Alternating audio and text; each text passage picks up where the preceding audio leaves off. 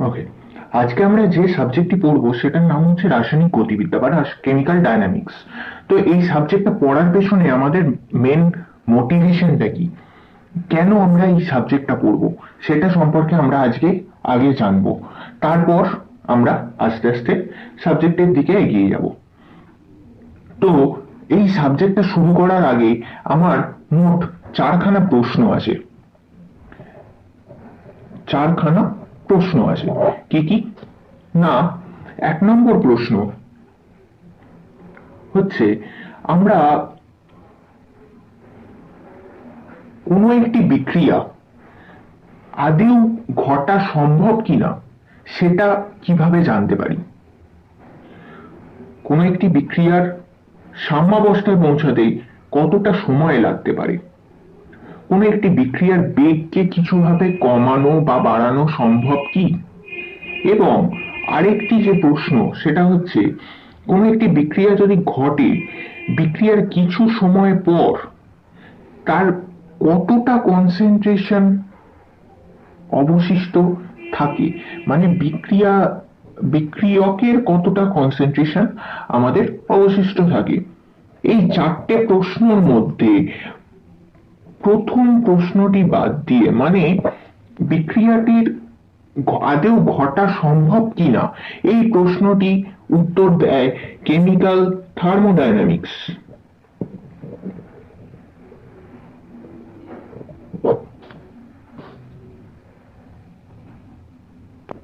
বা তাপগতিবিদ্যা।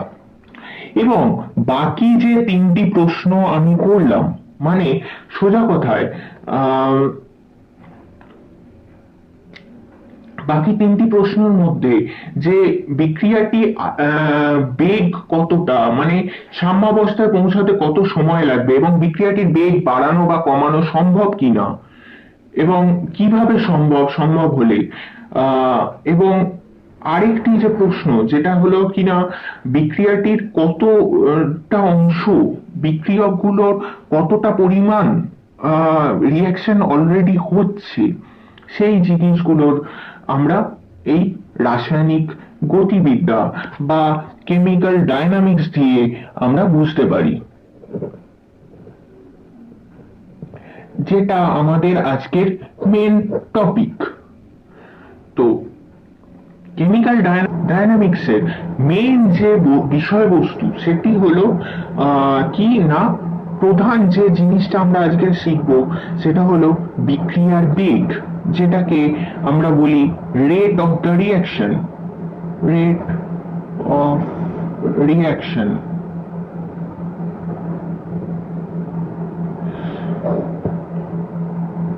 তাহলে এই রেট অফ দ্য রিয়াকশন জিনিসটা কি সেটা আমরা ফার্স্ট জানবো। রেট অফ দ্য রিয়াকশনটা কি না, রেট কোন একটা রিয়াকশনের কনসেন্ট্রেশন কনসেন্ট্রেশন কিভাবে চেঞ্জ হচ্ছে সেটাই আমরা রেট অফ দ্য রিয়াকশন দিয়ে বুঝতে পারি। যদি একটা রিয়াকশন আমি ধরে নিই, এ টু বি একটা রিয়াকশন ধরলাম, এখানে কি এ হচ্ছে রিয়াক্টেন্ট, বি হচ্ছে প্রোডাক্ট। তো এ টু বি যদি একটা রিয়াকশন আমরা ধরি, তাহলে আমরা মাইনাস আর এ, মাইনাস কেন লিখছি না, যেহেতু এর কনসেন্ট্রেশন ক্রমশ কমতে থাকে টাইমের সাথে। কেন? এ হচ্ছে রিয়াক্টেন্ট, টাইম যত বাড়বে তত কনসেন্ট্রেশন এর কমতে থাকবে আস্তে আস্তে। এর গ্রাফটা হয় অনেকটা এই রকম। এটার কনসেন্ট্রেশনটা বিভিন্ন ভাবে কমতে পারে, কিন্তু সাধারণভাবে এই ডিক্রিজিং প্যাটার্নটা সব ক্ষেত্রেই ফলো করে। এটা হচ্ছে টাইম এক্স অ্যাক্সিসে, আর এইখানে সেটা হচ্ছে ওয়াই অ্যাক্সিসটা হচ্ছে কনসেন্ট্রেশন অফ এ। তাহলে রেটটা আমরা কি করে ডিটারমাইন করতে পারি না, কনসেন্ট্রেশনের চেঞ্জ উইথ টাইম, এটাই হচ্ছে রেট। যে কোনো জিনিসের চেঞ্জ উইথ টাইম হয় সাধারণভাবে রেট। তো এখানে আমরা রেট অফ দ্য রিয়াকশন হয় হচ্ছে কনসেন্ট্রেশনের চেঞ্জ উইথ টাইম, ডিসিডিটি। তো ডিসিডিটিটা আমরা কার কনসেন্ট্রেশনের চেঞ্জ নেব? না, আমরা দুটো জিনিসের কনসেন্ট্রেশনের চেঞ্জই ধরতে পারি। আমরা রিঅ্যাক্টেন্টের কনসেন্ট্রেশনের চেঞ্জ ধরতে পারি বা প্রোডাক্টের কনসেন্ট্রেশনের চেঞ্জ ধরতে পারি। তো রিঅ্যাক্টেন্টের কনসেন্ট্রেশনের চেঞ্জ যদি আমরা নিয়ে থাকি, তার মানে ডিসিএ ডিটি কনসেন্ট্রেশন অফ এর চেঞ্জ উইথ টাইম যদি আমরা নিই, তাহলে এই আর এ হবে আমাদের একটা মাইনাস সাইন আসবে। কেন না, কনসেন্ট্রেশনটা টাইমের সাথে কমছে। এখানে বলে রাখা ভালো, মাইনাস আর এ যেটা নিচ্ছি আমি, এই পুরো জিনিসটা কিন্তু একটা পুরো জিনিসটা একটা রেটকে বোঝাচ্ছে। এখানে মাইনাসটা কিন্তু মানে মাইনাস আর এর মাইনাসটা কিন্তু আমরা বাইরে এনে এরকম ভাবে এই দুটোকে কেটে দেবো, সেটা সম্ভব নয়। এটা এটা পুরো একটা নোমেনক্লিয়েচার, এর কেমিক্যাল ডায়নামিক্সের এটা একটা নোমেনক্লিয়েচারের মধ্যে পড়ে। তো এইখানে কনসেন্ট্রেশন যেটা চেঞ্জ হচ্ছে, এইভাবে আমরা লিখতে পারি। অথবা আমরা আরেকভাবেও লিখতে পারি যে concentration change of product with time, DCB DT বলেও লিখতে পারি। কনসেন্ট্রেশনের চেঞ্জ প্রোডাক্টের কিরকম হবে না, সোজা কথায় এইরকম ধরনের কনসেন্ট্রেশনের চেঞ্জ আমরা সাধারণভাবে মানে ইনক্রিজিং প্যাটার্ন আমরা লক্ষ্য করে থাকি। এটা বি এর জন্য, এটা এ এর জন্য। তো এর কনসেন্ট্রেশনের চেঞ্জ আমরা যে কোনো মুহূর্তে এখানের স্লোপ, যেটা এই গ্রাফের স্লোপ থেকে আমরা এর কনসেন্ট্রেশন চেঞ্জ পেয়ে যেতে পারি, বা এই গ্রাফের স্লোপ থেকে আমরা বি এর কনসেন্ট্রেশনের চেঞ্জ পেতে পারি।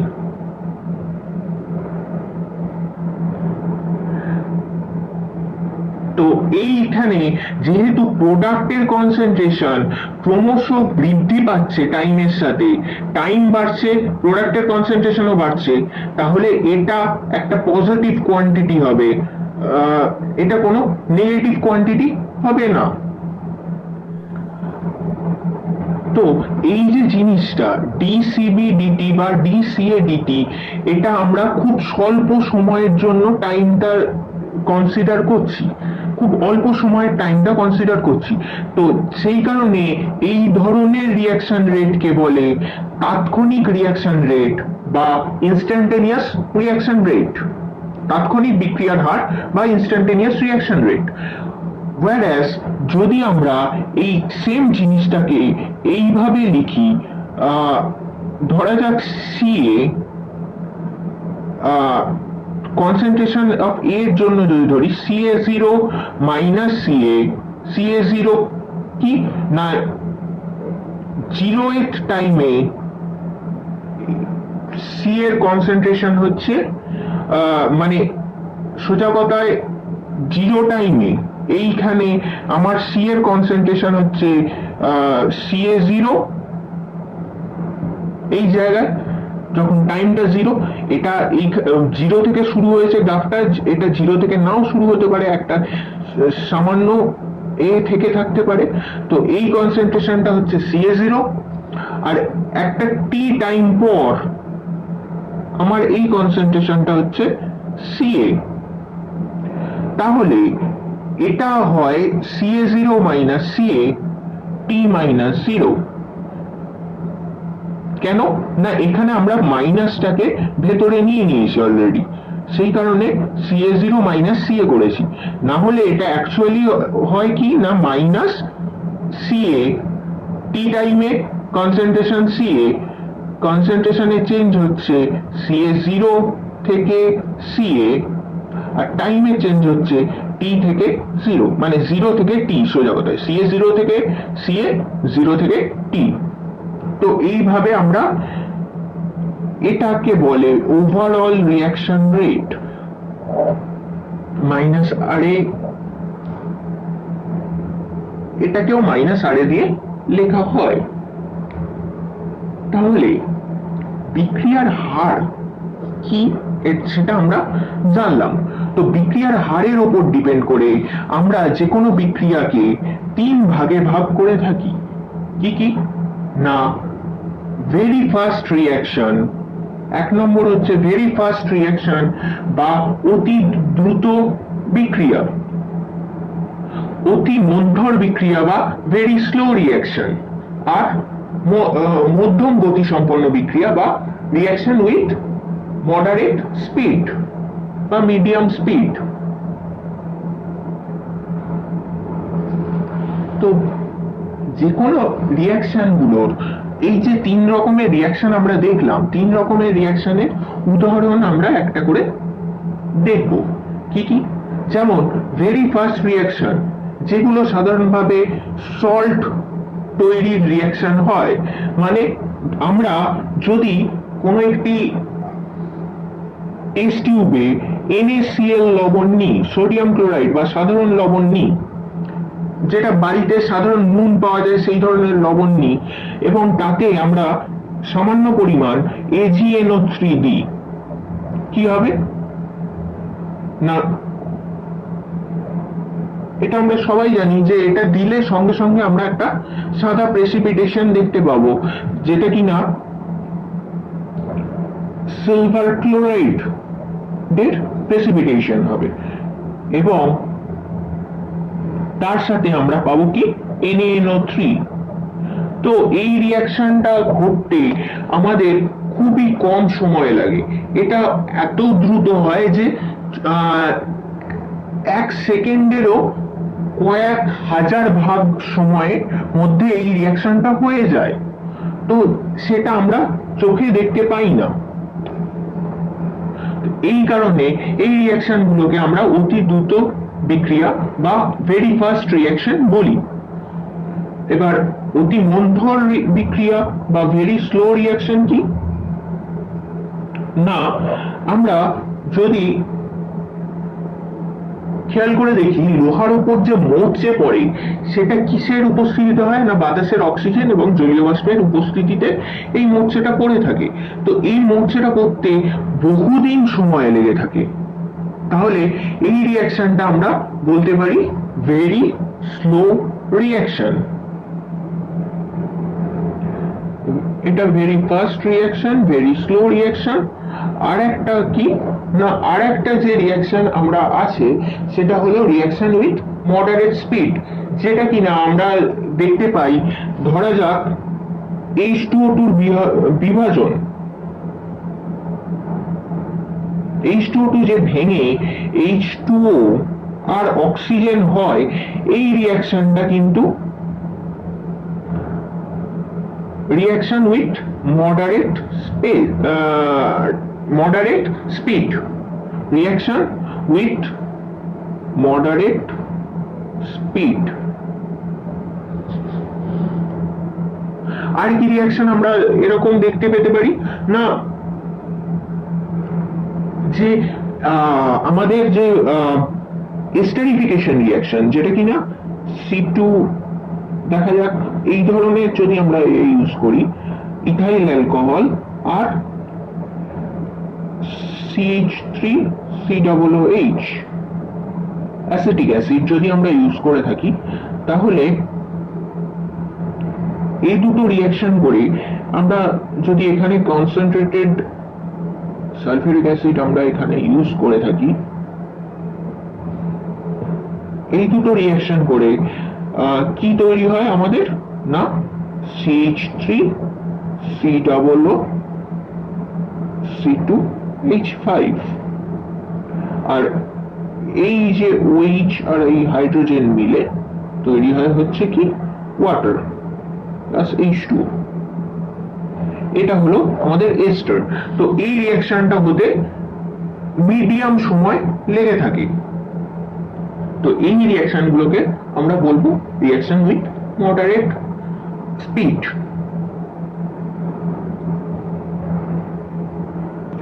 তাহলে আমরা এতক্ষণ A to B রিয়াকশন গুলো দেখছিলাম, তো এই রিয়াকশনটাই আমরা যদি আরেকটু মডিফাইড করি, যেটা কিনা AA, মানে A হচ্ছে স্টয়চিওমেট্রিক কোএফিসিয়েন্ট, সোজা কথায় মানে যেমন উদাহরণ হিসাবে আমরা দেখতে পারি nitrogen plus hydrogen, 3 hydrogen gives 2NH3। তো এই ধরনের রিঅ্যাকশন গুলো, এইগুলোকে বলে স্টয়কিওমেট্রিক কোএফিসিয়েন্ট। এখানে নাইট্রোজেনের স্টয়কিওমেট্রিক কোএফিসিয়েন্ট 1। তো এরকম যদি রিঅ্যাকশন কোন একটা নিই, AA plus BB gives CC। এখানে ছোট হাতের c, যেটা স্মল c, সেটা হচ্ছে আমার স্টয়কিওমেট্রিক কোএফিসিয়েন্ট, আর যেটা ক্যাপিটাল C সেটা হচ্ছে আমার অ্যাকচুয়াল প্রোডাক্ট। তো এই ধরনের রিঅ্যাকশন গুলোর রেট গুলো আমরা কিভাবে পাবো না, এর ক্ষেত্রে -RA ইকুয়াল টু হয় হচ্ছে 1/A -1/A dCAdt। আমরা ইনস্ট্যান্টেনিয়াস রিঅ্যাকশনের কথা বলে থাকছি, এখানে ইনস্ট্যান্টেনিয়াস রিঅ্যাকশন রেটের কথা বলছি আমরা। তো -1/A dCAdt হয় হচ্ছে আমাদের ইনস্ট্যান্টেনিয়াস রিঅ্যাকশন রেট। এবার এখানে 1/A জিনিসটা এলো কেন, সেটা আমাদের জানতে হবে। কি না, আমরা যদি এখানে সহজ কোনো একটা উদাহরণ নিই, তাহলে এটা বুঝতে আমাদের আরো সুবিধা হবে। যেমন যদি আমরা A plus A gives, ধরে নিই A gives একটা 3P, মানে A হচ্ছে রিঅ্যাক্ট্যান্ট এখানে, আর P হচ্ছে প্রোডাক্ট। তো তার মানে কি, 1 মোল A রিঅ্যাকশন করে আমাদের 3 মোল P তৈরি করছে। তো এখানে A রিঅ্যাকশন করছে 1 মোল, P তৈরি হচ্ছে 3 মোল। তার মানে কি 3 into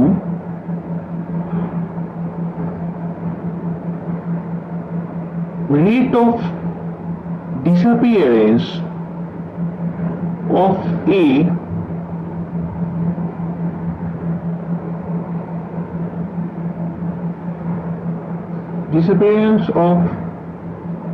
A equal to rate of formation of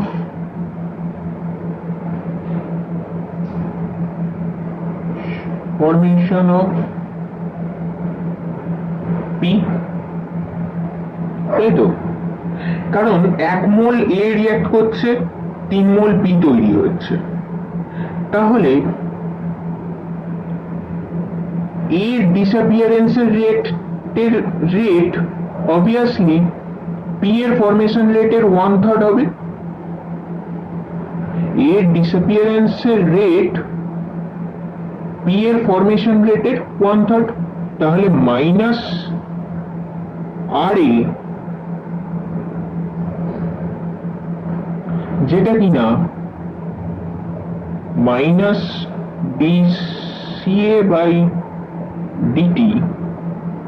dCAdt এটা।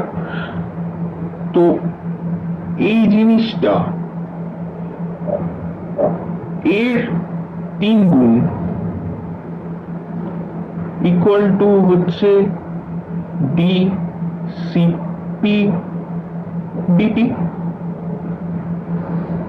রাইট? তাহলে আমরা এই 3টাকে যদি এখানে নিয়ে আসি, এই 3টাকে আমরা যদি এখানে নিয়ে আসি, তাহলে কি পাচ্ছি আমরা, dCAdt equal to 1/3 dCpdt। তো আমরা এইখান থেকে কি বুঝতে পারলাম, যে আমার স্টয়কিওমেট্রিক কোএফিসিয়েন্টটা সব সময় যার স্টয়কিওমেট্রিক কোএফিসিয়েন্ট তার ইনভার্সলি এই জায়গায় আসবে রেটের। সেই কারণে এই সেম অ্যানালজি থেকে আমরা এইখানে কি লিখতে পারি, যে -1/A dCAdt। সেম ভাবে এটা ইকুয়াল টু -1/B dCbdt, সেটা ইকুয়াল টু হবে 1/C small C D C C DT. তাহলে আমরা এই তিন ভাবে একটা রেটকে লিখতে পারি। তো এখান থেকে আমরা এর পরে যেটা জানবো সেটা হচ্ছে রেট, যে আমরা এতক্ষণ ধরে রেট জিনিসটা পড়ছি, রেটের ইউনিট কি, এই যে রিঅ্যাকশন রেট এর ইউনিট কি কি কি লিখছিলাম আমরা, minus R A equal to minus CA minus CA zero divided by T minus zero. তাহলে আমরা রেটের ইউনিট বার করার জন্য ফার্স্ট কনসেন্ট্রেশনের ইউনিট ডিভাইডেড বাই টাইমের ইউনিট, এটা করলেই আমরা রেটের ইউনিট পেয়ে যাব। তাহলে মাইনাস আর এর ইউনিট কি হচ্ছে না, কনসেন্ট্রেশনের ইউনিট কি, কনসেন্ট্রেশনের ইউনিট দু ক্ষেত্রে দুই রকম হয়ে থাকে। কি না, যদি আমরা কোনো সলিড বা লিকুইড রিঅ্যাক্টেন্ট বা প্রোডাক্ট ইউজ করে থাকি, সেক্ষেত্রে কনসেন্ট্রেশনের ইউনিট আমরা কি হিসাবে নিই না, মোল লিটার ইনভার্স বা মোল পার লিটার, এটা হচ্ছে কনসেন্ট্রেশনের ইউনিট। আর টাইমের ইউনিট কি, টাইমের ইউনিট আমরা ধরে নিচ্ছি সেকেন্ড। টাইমের ইউনিট হতে পারে মিনিট বা আদার্স যে কোনো ইউনিট হতে পারে। তাহলে কনসেন্ট্রেশনের ইউনিট কি হবে, mole litre inverse second inverse. আর কনসেন্ট্রেশনের আর একটা ইউনিট হতে পারে গ্যাসিয়াস প্রোডাক্ট বা গ্যাসিয়াস রিঅ্যাক্টেন্টের জন্য অ্যাটমসফিয়ার, এটিএম। মানে সোজা কথায় গ্যাসিয়াসের জন্য এই সিএ আমরা ইউজ করি না অ্যাকচুয়াল ক্ষেত্রে, সেখানে আমরা পার্শিয়াল প্রেসার দিয়ে এটাকে মাপি। ফর গ্যাসিয়াস রিঅ্যাকশন আমরা এটাকে PA minus PA zero divided by T minus zero এইভাবে আমরা লিখে থাকি। তো এটা হয় পার্শিয়াল প্রেসার, রাইট? তো সেই কারণে এই পার্শিয়াল প্রেসারের ইউনিটটা আমরা এখানে ইউজ করছি, এটিএম পার সেকেন্ড, মানে এটিএম সেকেন্ড ইনভার্স। তো এইখানে আমরা এটিএম এর জায়গায় আদার্স যে প্রেসারের ইউনিট গুলো আছে সেগুলো ইউজ করে থাকতে পারি, যেমন পাস্কেল হোক বা বার হোক, এই ধরনের ইউনিট আমরা ইউজ করে থাকতে পারি। তবে সাধারণভাবে আমরা এটিএমটাই মেনলি ইউজ করে থাকি। তো এখানে আমরা মেনলি তিনটে জিনিস ইউজ করি। অ্যাকচুয়ালি আমরা যে কনসেন্ট্রেশনটা ইউজ করছিলাম প্রথম থেকে, সেটা মাইনাস আর এ কিন্তু কনসেন্ট্রেশনের ওপর পুরোপুরি ভাবে ডিপেন্ডেবল নয়। এটা অ্যাকচুয়ালি ডিপেন্ড করে, এটাকে লেখা হয় ডি, ধরা যাক এ টু বি এই ধরনের একটা রিঅ্যাকশন আছে, তাকে মাইনাস আর এ কিরকম ভাবে লেখা হয় না, মাইনাস আর এ হচ্ছে ডি এ থার্ড ব্র্যাকেটের মধ্যে এ ডিটি মাইনাস। এইটার মানে কি, এইটা হচ্ছে সক্রিয় ভর, থার্ড ব্র্যাকেটের মধ্যে এ যেটা আমরা লিখছি এটাকে বলে সক্রিয় ভর বা অ্যাক্টিভ মাস। তো এই সক্রিয় ভর বা অ্যাক্টিভ মাস আমরা তিনটে ভাবে বার করে থাকতে পারি। একটা কি না, তার মধ্যে একটা হচ্ছে কনসেন্ট্রেশন, যেটাকে আমরা এতক্ষণ ধরে সি দিয়ে ডিনোট করে আসছিলাম। আর একটা হচ্ছে পার্শিয়াল প্রেসার,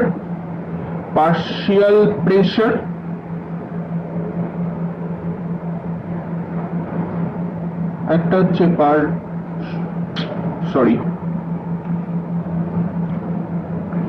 পার্শিয়াল প্রেসার আর একটা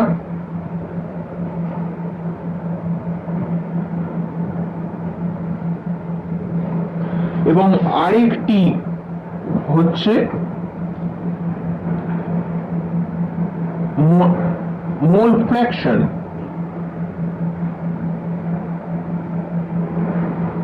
তো আমরা সি কনসেন্ট্রেশন এটা দিয়ে ডিনোট করতে পারি, পার্শিয়াল প্রেসার বা স্মল পি এ বা সামথিং,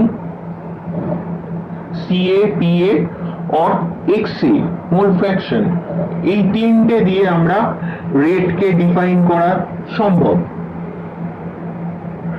তো রেট অফ দ্য রিয়াকশন থেকে আমরা কি অ্যাকচুয়ালি কি ফিজিক্যাল মিনিং পেতে পারি না, রেট থেকে আমরা যদি কোনো একটা রিয়াকশনের রেট খুব হাই হয় তার মানে কি সেই রিয়াকশনটার গতিবেগ খুব বেশি। তো গতিবেগ বেশি হওয়া মানে সেই রিয়াকশনটা সম্পন্ন হতে খুব কম সময় লাগবে, whereas কোনো একটি বিক্রিয়ার বেগ যদি কম হয় সেই বিক্রিয়াটির গতিবেগ কম, তার মানে সেই রিয়াকশনটি হতে খুব বেশি সময় লাগবে, সেখান থেকে প্রোডাক্ট পেতে আমাদের অনেক বেশি সময় লাগবে। তো এই রিয়াকশনের গতিবেগগুলো কি কি বিষয়ের উপর নির্ভর করে না, রিয়াকশনের গতিবেগগুলো মোট 6টি বিষয়ের উপর নির্ভর করে থাকে সাধারণভাবে। কি কি? 1 নম্বর হচ্ছে বিক্রিয়কের গাঢ়ত্ব। বিক্রিয়কের গাঢ়ত্ব হচ্ছে এই যে কনসেন্ট্রেশন অফ এ বা পার্শিয়াল প্রেসার অফ এ, মানে সোজা কথায় অ্যাক্টিভ মাস, এইটার উপর ডিপেন্ড করে 1 নম্বর। 2 নম্বর কি? 2 নম্বর হচ্ছে বিক্রিয়কগুলির প্রকৃতি, কি রকম ধরনের বিক্রিয়ক তার উপর ডিপেন্ড করে থাকে বিক্রিয়কগুলো।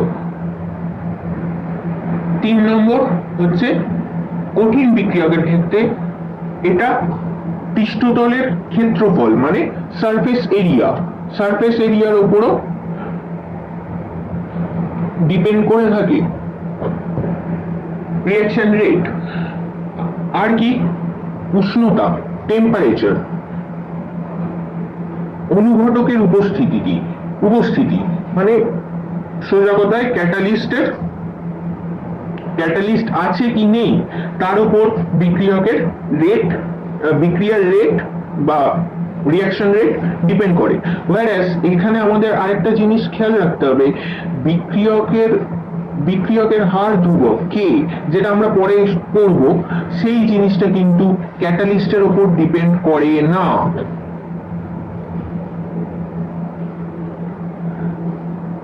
আর কিসের উপর ডিপেন্ড করে থাকে না, আলোক রশ্মির উপস্থিতি সব বিক্রিয়কের জন্য ডিপেন্ডেবল নয়, এটা বিক্রিয়কের রেটের জন্য ডিপেন্ডেবল নয়। সাধারণভাবে কিছু প্রপার বিক্রিয়া আছে, কিছু অর্গানিক বিক্রিয়া আছে এবং কিছু ইনঅর্গানিক বিক্রিয়া আছে যেগুলোর জন্য আলোক রশ্মির উপস্থিতি খুবই জরুরি একটা ফ্যাক্টর হয়ে দাঁড়ায়। যেমন আমি দুটি উদাহরণ দিচ্ছি, hydrogen plus chlorine gives to HCl। তো এই বিক্রিয়াটির জন্য আলোক রশ্মির উপস্থিতি খুব একটা ভাইটাল বিষয়, ভাইটাল ফ্যাক্টর। এখানে এই যে H নিউ, এটা হচ্ছে ফোটনকে আমরা H নিউ দিয়ে লিখি। তো এইখানে আলোক রশ্মির উপস্থিতিতেই এই বিক্রিয়াটি হয়।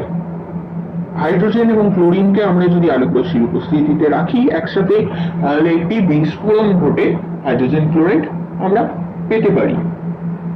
কিন্তু আলোক রশ্মি ছাড়া অন্ধকারে রেখে দিলে দিনের পর দিন রাখা সত্ত্বেও এদের মধ্যে কোনো রিঅ্যাকশন ঘটে না।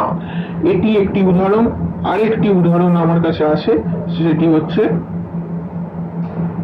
Methane CH4 plus chlorine. এটা আমরা অর্গানিকে পড়ে থাকি সাধারণভাবে। এই রিঅ্যাকশনটিও আলোক রশ্মির উপস্থিতিতেই হয়ে থাকে। CH3Cl plus HCl। তো এটি আরেকটি রিঅ্যাকশন যেটি জন্য আলোক রশ্মি খুব একটি ইম্পর্টেন্ট ফ্যাক্টর। এবার আমরা বিক্রিয়কের হার ধ্রুবক বা কে, যেটা আগের পার্টে বলছিলাম, সেইটা সম্পর্কে কিছুটা জানবো। এই জিনিসটা কি, এটা জানার আগে আমাদের আরো একটি জিনিস জানতে হবে, সেটা হচ্ছে ভর ক্রিয়ার সূত্র বা ল অফ মাস অ্যাকশন। তো এই সূত্র অনুযায়ী আমাদের বলা হচ্ছে, যদি একটি রিঅ্যাকশন হয় AA gives প্রোডাক্ট, তাহলে এই রিঅ্যাকশনটির, আমি সহজ ভাষায় বলছি, ভরক্রিয়া সূত্র অ্যাকচুয়াল ভার্সন যেটা, সেটা আমাদের বই থেকে পড়তে হবে। সহজ ভাষায় এটি কি না, এর রিঅ্যাকশন রেট সব সময় ভ্যারি করে কি রকম ভাবে না, অ্যাক্টিভ মাসের আমরা যদি পাওয়ারে আমরা স্টয়চিওমেট্রিক কোএফিসিয়েন্ট নিই, এইভাবে ভ্যারি করে। এবার এই ভ্যারিয়েশনটার একটা কি না, একটা কনস্ট্যান্ট আসবে। এই ভ্যারিয়েশনটাকে আমরা যদি তুলে দিই, সেই কনস্ট্যান্টটাকে আমরা বলে থাকি বিক্রিয়কের হার ধ্রুবক, যেটাকে আমরা কে দিয়ে ডিনোট করে থাকি। তাহলে minus R A equal to, আমরা আরেকটি সমীকরণ পেলাম, এখান থেকে আরেকটি ইকুয়েশন পেলাম, minus R A equal to A two capital A, মানে active mass of A to the power small A. এই এটি হলো স্টয়চিওমেট্রিক কোএফিসিয়েন্ট, এইটা। তো আমরা তাহলে যে কোনো একটি রিঅ্যাকশনকে এইভাবে ডিনোট করতে পারি। তো এই স্টয়চিওমেট্রিক, এটা বাস্তবে দেখা গেছে এই জিনিসটা স্টয়চিওমেট্রিক কোএফিসিয়েন্ট হয় না, আমরা রেট ইকুয়েশন বা বিক্রিয়ার হার সমীকরণ থেকে এটা এক্সপেরিমেন্টালি ডিরাইভ করে থাকি। এই এটা এ যেটা স্টয়চিওমেট্রিক কোএফিসিয়েন্ট বলছিলাম আমরা, সেটা এক্সপেরিমেন্টালি ডিরাইভ করে থাকি। সেটা সব সময় এইটা না, এই এ মানে স্টয়চিওমেট্রিক কোএফিসিয়েন্ট হতেও পারে বা নাও হতে পারে, এইটাকে বলে বিক্রিয়ার আণবিকতা। আর স্টয়চিওমেট্রিক কোএফিসিয়েন্ট হতেও পারে বা নাও হতে পারে, বাস্তবে যে জিনিসটা আমরা পাই অ্যাকচুয়ালি, যেটা কিনা minus R A equal to K active mass of A to the power B, মানে এটা আরেকটি কোএফিসিয়েন্ট, যেটা B may be equal to A, B may not be equal to A, ঠিক আছে। তো বাস্তবে আমরা এইটা এক্সপেরিমেন্টাল ডেটা পুট করে এই জিনিস, এই ইকুয়েশনটা পেয়ে থাকি। তো সেই যেটা পেয়ে, যে এটা এখানে যে কোএফিসিয়েন্টটা আমরা পেয়ে থাকি, সেটাকে আমরা বলে থাকি বিক্রিয়ার ক্রম বা অর্ডার অফ দ্য রিঅ্যাকশন। এই জিনিস, এইখানে আমরা তাহলে দুটো নতুন জিনিস শিখলাম। এটা কি, এই জিনিসটা হচ্ছে অর্ডার of the reaction, আর এটা হচ্ছে reaction rate constant। তাহলে আমরা দুটো নতুন জিনিস শিখলাম এখানে, কে যেটা কিনা হচ্ছে রিঅ্যাকশন রেট কনস্ট্যান্ট, আর বি, এখানে বি বলে আমরা ডিনোট করেছি, যদিও এটাকে সাধারণভাবে এম দিয়ে ডিনোট করা হয়, সেটা হচ্ছে অর্ডার অফ দ্য রিঅ্যাকশন। এটা পুরোটাই এক্সপেরিমেন্টাল ভাবে পাওয়া। তো এখানে আমাদের আরো একটা জিনিস জানতে হবে, সেটা হচ্ছে এই বি আর এ, এই দুটোর মধ্যে ডিফারেন্স কি, মানে আণবিকতা আর বিক্রিয়ার ক্রমের মধ্যে ডিফারেন্স কি। প্রধান যে ডিফারেন্স গুলো আছে আমাদের আণবিকতা ও বিক্রিয়ার ক্রমের মধ্যে, সেটা হলো, এখানে এই জিনিসটা জানার আগে আরো একটা জিনিস জেনে রাখা ভালো আমাদের, কোন ক্ষেত্রে বি ইকুয়াল টু এ হয়, কোন ক্ষেত্রে বি নট ইকুয়াল টু এ হয়, সেইটার উপর ডিপেন্ড করে আমরা কোনো বিক্রিয়াকে আবার দু ভাগে ভাগ করে থাকি। কি কি না, একটাকে বলে আমাদের এলিমেন্টারি রিঅ্যাকশন, এলিমেন্টারি রিঅ্যাকশন, আর একটার নাম হচ্ছে নন এলিমেন্টারি রিঅ্যাকশন। সোজা কথায় এই এলিমেন্টারি রিঅ্যাকশন গুলো একটা ধাপে বিক্রিয়াটি সম্পন্ন হয়, এই রিঅ্যাকশন গুলো কমপ্লিট হতে একটাই স্টেপে এই রিঅ্যাকশন গুলো কমপ্লিট হয়। whereas এই রিঅ্যাকশন গুলো একের বেশি স্টেপে কমপ্লিট হয়ে থাকে, এগুলোকে নন এলিমেন্টারি রিঅ্যাকশন বলে।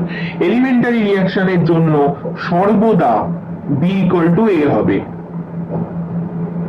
কিন্তু নন এলিমেন্টারি রিঅ্যাকশনের জন্য বি ইকুয়াল টু এ হতেও পারে বা নাও হতে পারে, না হওয়ার সম্ভাবনা বেশি।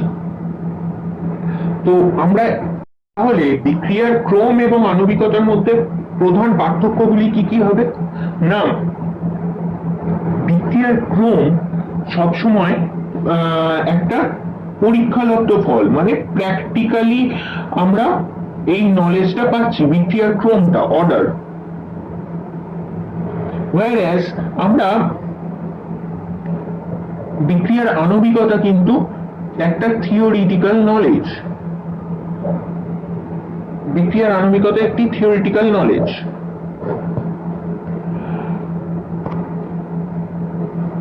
বিক্রিয়ার ক্রমের জন্য জটিল বিক্রিয়া বা নন এলিমেন্টারি রিঅ্যাকশন যেগুলো হয়, সেগুলোর বিক্রিয়ার ক্রম কখনো আণবিকতার সঙ্গে সমান হতে পারে না।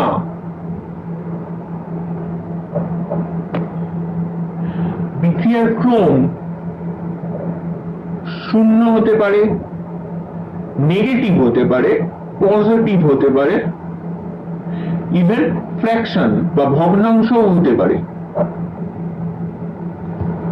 জিরো হতে পারে, নেগেটিভ হতে পারে, পজিটিভ হতে পারে, ফ্র্যাকশন বা ভগ্নাংশ হতে পারে, কিন্তু বিক্রিয়ার আণবিকতা সর্বদা পজিটিভ এবং পূর্ণ সংখ্যা হবে, মানে পজিটিভ ইন্টিজার হবে সব সময়।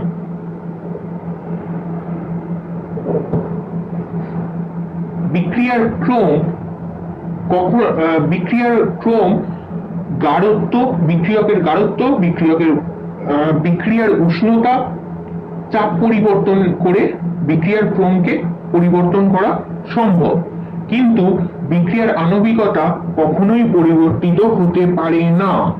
এটা 4 নম্বর ডিফারেন্স। ওকে, এখানে আরেকটি প্রধান পার্থক্য আমাদের তৈরি করে রাখতে হবে, সেটা হচ্ছে বিক্রিয়কের হার, মানে মাইনাস আর এ, যেটা আমরা বলে আসছিলাম, এই বিক্রিয়কের হার ভার্সেস রেট কনস্ট্যান্ট, মানে rate of the reaction versus rate constant বা রিঅ্যাকশন রেট কনস্ট্যান্ট, এই ডিফারেন্সটাও আমাদের, এদের মধ্যে ডিফারেন্সটাও আমাদের তৈরি করে রাখতে হবে। আচ্ছা, তারপর যে জিনিসটা আমাদের জানতে হবে সেটা হচ্ছে কে, এই রেট কনস্ট্যান্ট যেটা আমরা এতক্ষণ ধরে বলে আসছি, এর অ্যাকচুয়াল ইউনিট কি? তো আমরা কি লিখছিলাম, minus R A equal to K. Practically আমরা কি লিখে থাকি,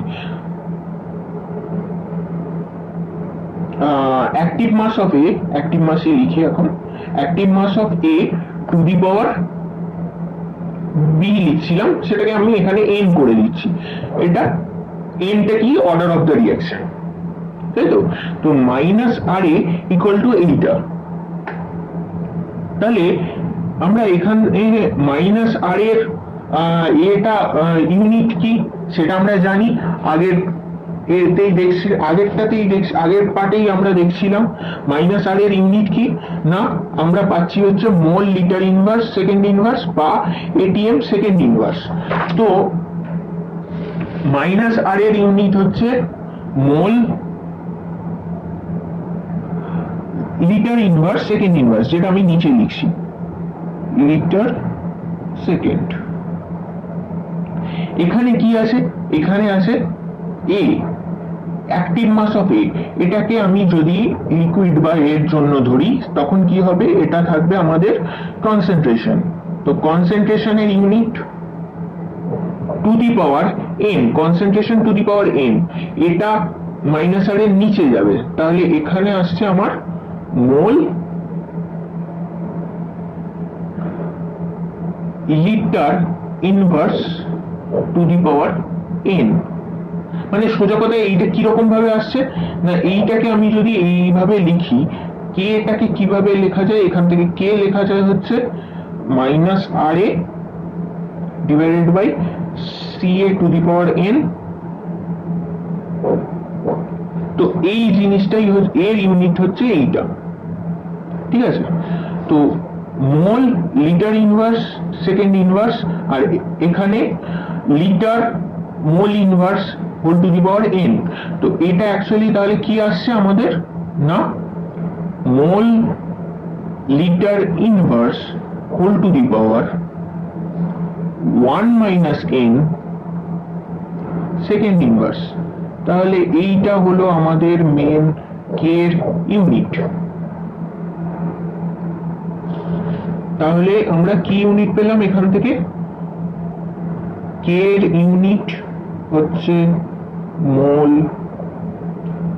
litre inverse 1 minus n, n হচ্ছে যেখানে order of the reaction second inverse. আর কে এর আরেকটি ইউনিট কি হতে পারে, না এইটা হচ্ছে কনসেন্ট্রেশনের ইউনিট। একইভাবে আমরা কনসেন্ট্রেশনের ইউনিটটাকে যদি পার্শিয়াল প্রেসারের ইউনিটে চেঞ্জ করে দিই, এখানে ATM 1 মাইনাস n, n হচ্ছে order of the reaction second inverse. এটা হচ্ছে কে এর আরেকটি ইউনিট। তাহলে কে এর আমরা দুটো ইউনিট জানতে পারলাম, এবং এইখানে আরেকটি জিনিস আমাদের লক্ষ্য রাখতে হবে, সেটা হচ্ছে কে এর ইউনিটটা বার করার সময়, এই গ্যাসের জন্য বার করার সময় আমরা যেন এটা এই পদ্ধতিতে করে থাকি, এইভাবে একবার প্রথম থেকে আমাদের করে নিতে হবে। এটা তোমরা বাড়িতে দেখে নেবে, এটা প্র্যাকটিস করে দেখে নেবে, তাহলে তোমাদের পুরোপুরিভাবে কনসেপ্টটা ক্লিয়ার হয়ে যাবে। কোথা থেকে ATM two the power 1 minus n কনসেপ্টটা এলো সেটা জানতে পারবে, বুঝে যাবে। এবার এই যে কে, এইটা কিসের উপর ডিপেন্ড করে, বা এর আদার্স কি রকম ধরনের ক্যারেক্টারাইজেশন আছে, এর ক্যারেক্টার গুলো কি, সেটা আমরা এরপরে জানবো। কোনো একটি নির্দিষ্ট বিক্রিয়ার জন্য যদি আমরা কোনো একটি বিক্রিয়াকে ঠিক করে দিই এবং তার টেম্পারেচারটাকে যদি আমি ফিক্স করে দিই, তাহলে তার কে নির্দিষ্ট। তাহলে এখান থেকে আরেকটা জিনিস আমরা জানতে পারলাম কি, না কে টেম্পারেচারের উপর ডিপেন্ড করে, যেটা আমরা পরবর্তীকালে পড়বো। দুটো কি তিনটে সূত্র আছে, মেনলি তিনটে সূত্র আছে, এগুলো ছাড়াও আরো সূত্র আছে, যেখানে যার মধ্যে একটি সূত্র আমাদের সিলেবাসের মধ্যে আছে, যেটা কিনা আরেনিয়াস ল, সেটা আমরা এরপরে পার্টে পড়বো। এবং এটি বাদ দিয়ে আর কি আছে, সে কলিশন থিওরি বলে একটা আছে সূত্র, আর একটা আছে ট্রানজিশন থিওরি, সেগুলোও আমরা অল্প করে দেখবো, যদিও এই দুটো আমাদের সিলেবাসের বাইরে। এর মধ্যে শুধুমাত্র আরেনিয়াস লটি আমাদের সিলেবাসের মধ্যে আছে। আরেকটি প্রপার্টি কে এর, সেটা হচ্ছে কে কিন্তু অ্যাক্টিভ মাসের উপর ডিপেন্ডেন্ট নয়, মানে বিক্রিয়ার কনসেন্ট্রেশন, বিক্রিয়কের কনসেন্ট্রেশন বা বিক্রিয়াজাত বা প্রোডাক্ট, যেটা রিঅ্যাক্টেন্ট বা প্রোডাক্টের কনসেন্ট্রেশন কারোর উপরই কে কিন্তু ডিপেন্ডেবল নয়, কে ক্যাটালিস্টের উপর ডিপেন্ডেন্ট নয়। এই প্রধান এগুলি আমাদেরকে মনে রাখতে হবে। এবার আমরা বিক্রিয়কের কিছু ক্রমের উদাহরণ দেখব। এই অর্ডার অফ দ্য রিঅ্যাকশন, যদি মানে আমি এটাকে n দিয়ে লিখছি, n ইকুয়াল টু 0, এই ধরনের বিক্রিয়া কিরকম আছে, না এই ধরনের বিক্রিয়া যেমন ধরো hydrogen plus chlorine gives HCl to HCl, HNO এর উপস্থিতিতে, মানে ফোটনের উপস্থিতিতে এই যে রিঅ্যাকশনটা, এটা একটি 0th অর্ডার রিঅ্যাকশন। বা ডিসোসিয়েশন অফ HI, এটাও একটি 0th order reaction, H2 plus I2। এটা একটি, এই দুটো হচ্ছে জিরোথ অর্ডার রিঅ্যাকশন। এরকমই প্রথম ক্রম বিক্রিয়া কি রকম আছে? প্রথম ক্রম বিক্রিয়া হচ্ছে উদাহরণ হিসেবে আমরা বলতে পারি H2O2, n = 1 যদি আমরা ধরি, H2O2 এর বিয়োজন, এটি হলো একটি প্রথম ক্রম বিক্রিয়া। H2O + O2, এটি ব্যালেন্স করলে এরকম দাঁড়াবে, সরি O2, এটা ঠিকই ছিল, হ্যাঁ। তো এটি একটি প্রথম ক্রম বিক্রিয়া। এখানে আরেকটি কনসেপ্ট আসবে, সেটা হচ্ছে pseudo first order reaction. Pseudo first order, pseudo first order জিনিসটা কি না, সিউডো ফার্স্ট অর্ডার রিঅ্যাকশনের জন্য অ্যাকচুয়ালি দুটো যদি বিক্রিয়া একসাথে কাজ করে, দুটো বিক্রিয়ক একই সাথে রিঅ্যাকশন করছে, মানে যেটা দেখে মনে হচ্ছে না আমাদের ফার্স্ট অর্ডার রিঅ্যাকশন, অথচ সেটা ফার্স্ট অর্ডার রিঅ্যাকশন, সেই ধরনের বিক্রিয়কগুলিকে বলে সিউডো ফার্স্ট অর্ডার রিঅ্যাকশন। এর উদাহরণ দিয়ে বোঝালে আরো ভালো করে বোঝা যাবে জিনিসটা। যেমন আমাদের যদি কোনো একটি এস্টারের ডিসোসিয়েশন, মানে সোজা কথায় আমরা যে এস্টার সহজে যে এস্টারটা জানি, সবচেয়ে চলতি যে এস্টারটা জানি, সেটা হচ্ছে CH3COO2H5 মিথাইল অ্যাসিটেট। এই এস্টারটি ডিসোসিয়েট করে কিসের উপস্থিতিতে না, জলের উপস্থিতিতে, H2O। এটাকে আদ্র বিশ্লেষণও বলে বা হাইড্রোলাইসিস।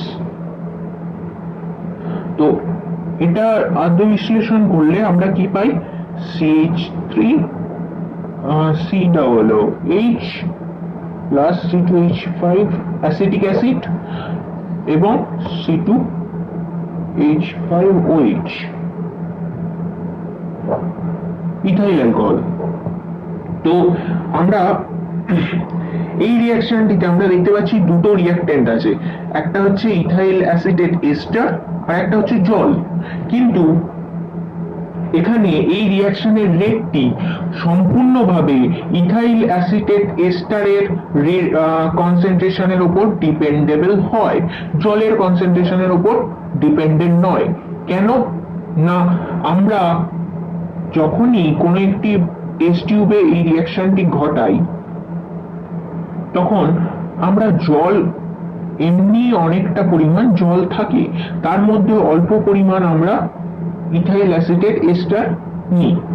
তো জলের কনসেন্ট্রেশন, জল আমরা যদি বাইরে থেকে আরো দিই, আরো একটু বেশি পরিমাণ দিই, তাহলে জলের কনসেন্ট্রেশন চেঞ্জের সাথে এই রিঅ্যাকশন রেটটার চেঞ্জ, রিঅ্যাকশন রেটের চেঞ্জ কোনোভাবে ডিপেন্ডেবল নয়। তো আমরা রিঅ্যাকশন রেটটা কিরকম ভাবে, এর ক্ষেত্রে অ্যাকচুয়াল রিঅ্যাকশন রেটটা কিরকম হয় না, -RA হয় হচ্ছে K active mass of CH3COO2H5।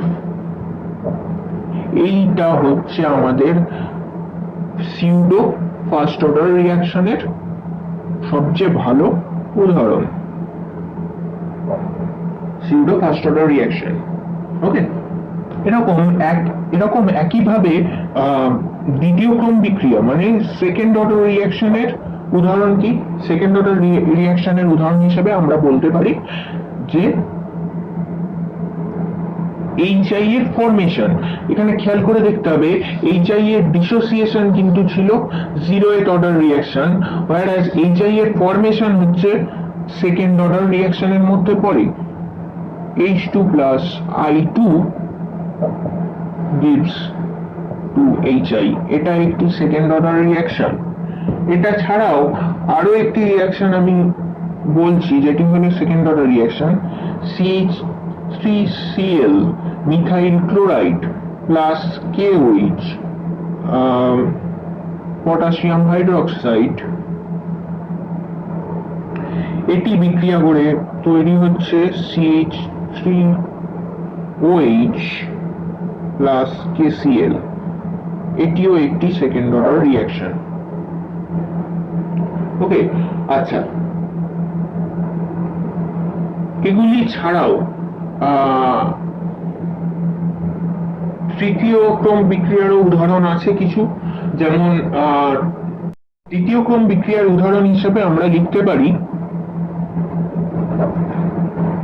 NO plus O2 gives NO2। এটি একটি তৃতীয় ক্রম বিক্রিয়া, এটা ব্যালেন্স করলে আমাদের আসছে হচ্ছে 2 এটি একটি তৃতীয় ক্রম বিক্রিয়া। এবার আমরা ফ্র্যাকশনাল অর্ডার বিক্রিয়াগুলি খেয়াল করি, সেটা কিরম, যে একটা উদাহরণ দিয়ে দেখি আমরা, যদি না CH3CHO এটাকে আমরা যদি ডিসোসিয়েট করি with the help of heat, যেটা কিনা 450 ডিগ্রি সেন্টিগ্রেডে আমরা যদি এটাকে হিট করি, তাহলে আমরা কি পাবো না methane CH4 plus CO carbon monoxide. তো এটি একটি ফ্র্যাকশনাল অর্ডার রিঅ্যাকশন বা ভগ্নাংশক্রম বিক্রিয়া। এটির ক্ষেত্রে রিঅ্যাকশন রেট কিরকম ভাবে ডিপেন্ডেবল, না রিঅ্যাকশন রেট হচ্ছে K active mass of CH3CHO whole to the power 3/2।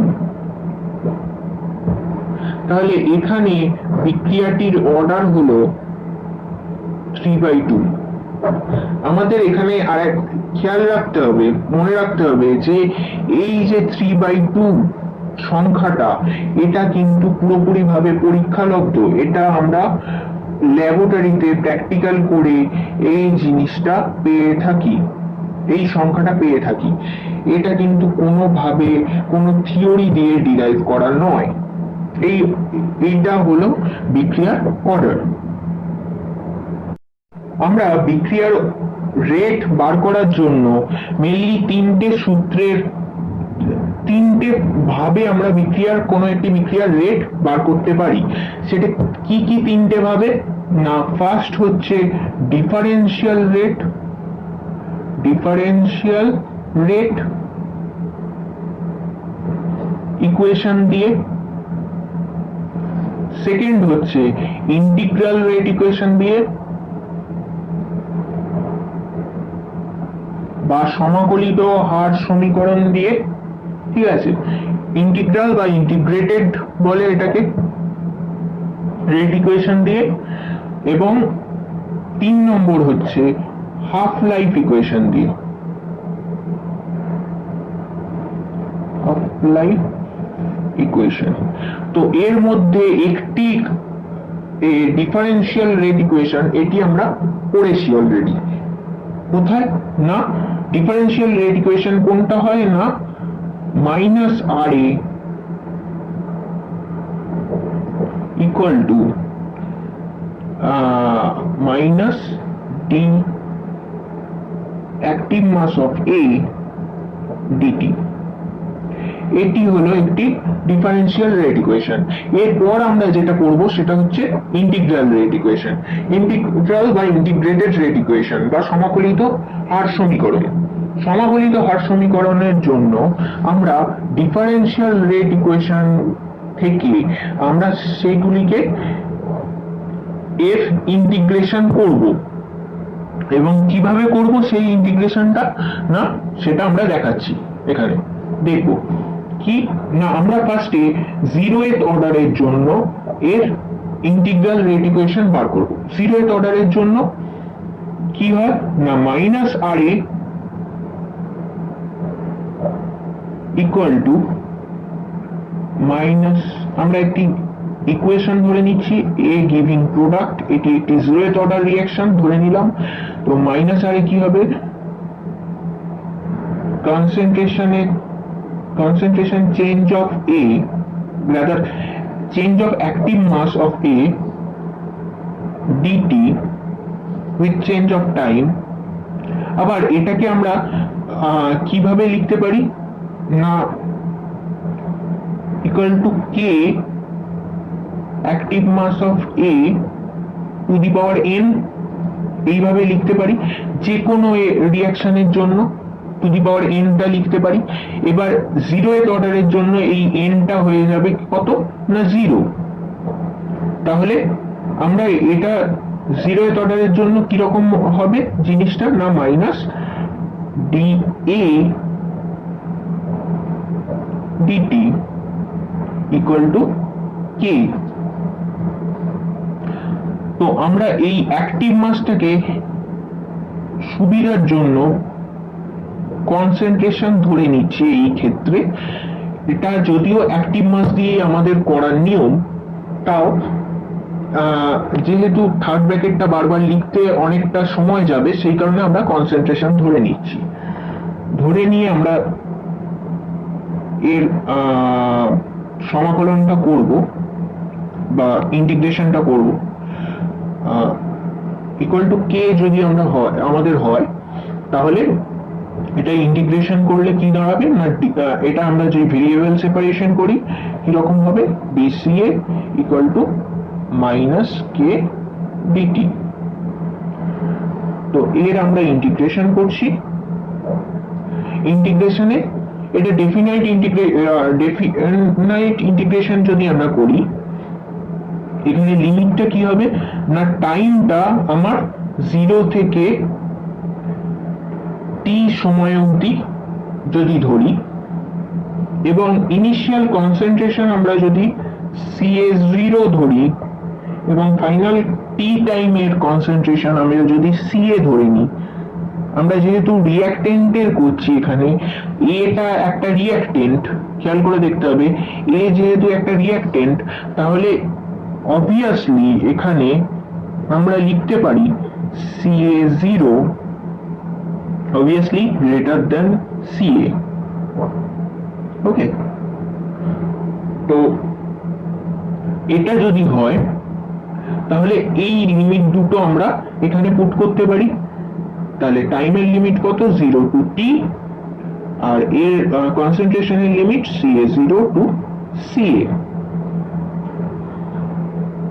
তাহলে এই ইন্টিগ্রেশনটা করলে আমরা পাচ্ছি CA যার লিমিটটা হবে কিনা CA0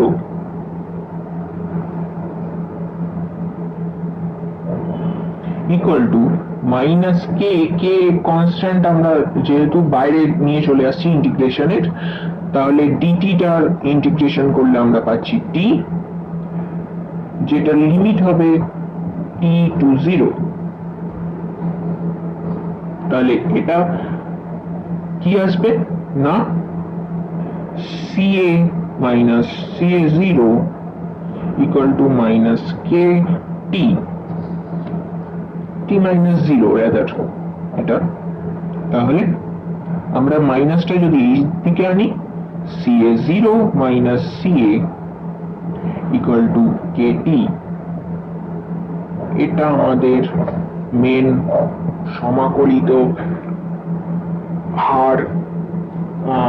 হার সমীকরণ, বিক্রিয়ার সমাকলিত হার সমীকরণ। এটা হচ্ছে n ইকুয়াল টু 0 এর জন্য। এখানে আরেকটি জিনিস আমাদের আরেকটা নতুন ধারণা এখানে আসবে কি না x টা কি x হচ্ছে এক্সটেন্ট অফ দ্য রিঅ্যাকশন, মানে রিঅ্যাকশনটা কতটা এগোচ্ছে সেইটা হচ্ছে x দিয়ে আমরা ডিনোট করি। x টা কি হয় না CA0 মাইনাস CA, এটা হচ্ছে অ্যাকচুয়ালি x। তাহলে আমরা এখানে এটাও লিখতে পারি x ইকুয়াল টু KT। ওকে, বা এখান থেকে আমরা কোনো একটি বিক্রিয়া 0th অর্ডার রিঅ্যাকশন ঘটতে কত সময় লাগবে সেটাও আমরা বার করতে পারি x বাই k করে, বা CA0 minus CA by k করে আমরা বার করতে পারি কোনো একটি বিক্রিয়ার কনসেন্ট্রেশন এই ইনিশিয়াল কনসেন্ট্রেশন থাকলে এই কনসেন্ট্রেশনে আসতে আমার কত সময় লাগবে। এখানে আরেকটি কনসেপ্ট আমাদের নতুন আসছে, যেটা কিনা হাফ লাইফ।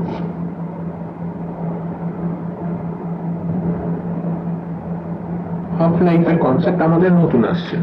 তো হাফ লাইফের কনসেপ্টের জন্য কি লাগবে না, আমরা ধরে নিচ্ছি কোন একটি বিক্রিয়া ঘটতে, বিক্রিয়ার অর্ধেক সম্পন্ন হতে টি হাফ সময় লাগছে। তাহলে টি হাফ সময়ে পৌঁছে আমাদের কনসেন্ট্রেশন অফ এ কি হবে, Ca will be equal to Ca0 initial concentration divided by 2। তাহলে হাফ রিঅ্যাকশনটা কমপ্লিট হয়েছে, তাহলে হাফ পরিমাণ আমাদের রিঅ্যাক্টেন্ট রিঅ্যাকশন হয়ে গেছে, রিঅ্যাক্ট করে গেছে, সেই কারণে Ca equal to Ca0 divided by 2। তাহলে এইটা যদি আমরা এখানে এই ইকুয়েশনে বসিয়ে দিই, তাহলে সেখান থেকে আমরা টি হাফ পেয়ে যাব, t half equal to Ca0 minus Ca0 by 2 divided by K equal to Ca0 by 2K। তাহলে এখান থেকে আমরা পেলাম 0th অর্ডার রিঅ্যাকশনের জন্য t half equal to Ca0 by 2K। ওকে,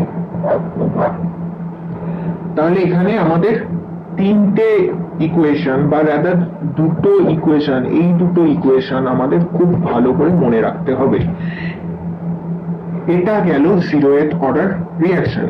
তো এর বিভিন্ন গ্রাফ আছে, সেগুলোও আমরা দেখব এরপর। কিরকম না, কনসেন্ট্রেশনের সাথে যদি টাইমের চেঞ্জটা কিরকম ভাবে হবে সেটা আমরা দেখব। দেখা যাক, এখানে যদি এক্স অ্যাক্সিসে টাইম হয়, এই ওয়াই অ্যাক্সিসে কনসেন্ট্রেশন অফ এ হয়, তাহলে আমাদের ইকুয়েশনটা হচ্ছে এইটা, এক্স অ্যাক্সিসে টাইম, ওয়াই অ্যাক্সিসে হচ্ছে আমাদের সিএ, এইটা। তো ওইভাবে আমরা যদি লিখি y is equal to, এইটা কি রকম ইকুয়েশন হচ্ছে, y is equal to mx plus c, এই ধরনের ইকুয়েশনটা আমরা পাচ্ছি। তাহলে y হচ্ছে ca equals to mx, that is kt plus c।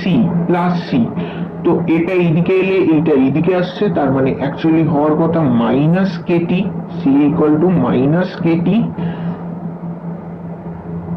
Plus Ca0। তার মানে কি, আমরা আমাদের কনসেন্ট্রেশন অফ এ সবসময় ডিক্রিজ করবে, এটা আমরা আগেই দেখেছিলাম। কিন্তু কিরকম ভাবে ডিক্রিজ করবে 0th অর্ডারের জন্য, না স্ট্রেট লাইনে ডিক্রিজ করবে, ঠিক আছে। এবং সেই স্ট্রেট লাইনটার স্লোপ কত হবে না, খেয়াল করে দেখা যাক, এই এমটা হয় স্লোপ, এখানে সেই এম ইকুয়াল টু হচ্ছে মাইনাস কে।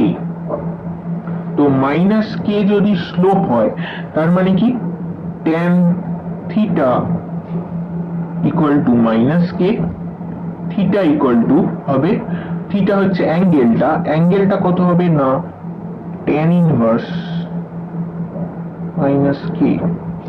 তাহলে এই যে অ্যাঙ্গেলটা আমরা পাবো এখানে, এই অ্যাঙ্গেলটা হচ্ছে কি theta equal to tan inverse minus K, বা এর সোজা কথায় অ্যাকচুয়ালি এই অ্যাঙ্গেলটা হবে হচ্ছে ট্যান ইনভার্স কে। কেন না, এটা আমরা অলরেডি উল্টো দিকে আঁকা হয়েছে, এই অ্যাঙ্গেলটা হচ্ছে ট্যান ইনভার্স কে, তাই তো? ওকে, তাহলে এই একটা গ্রাফ হলো আমাদের কনসেন্ট্রেশন ভার্সেস টাইমের graph.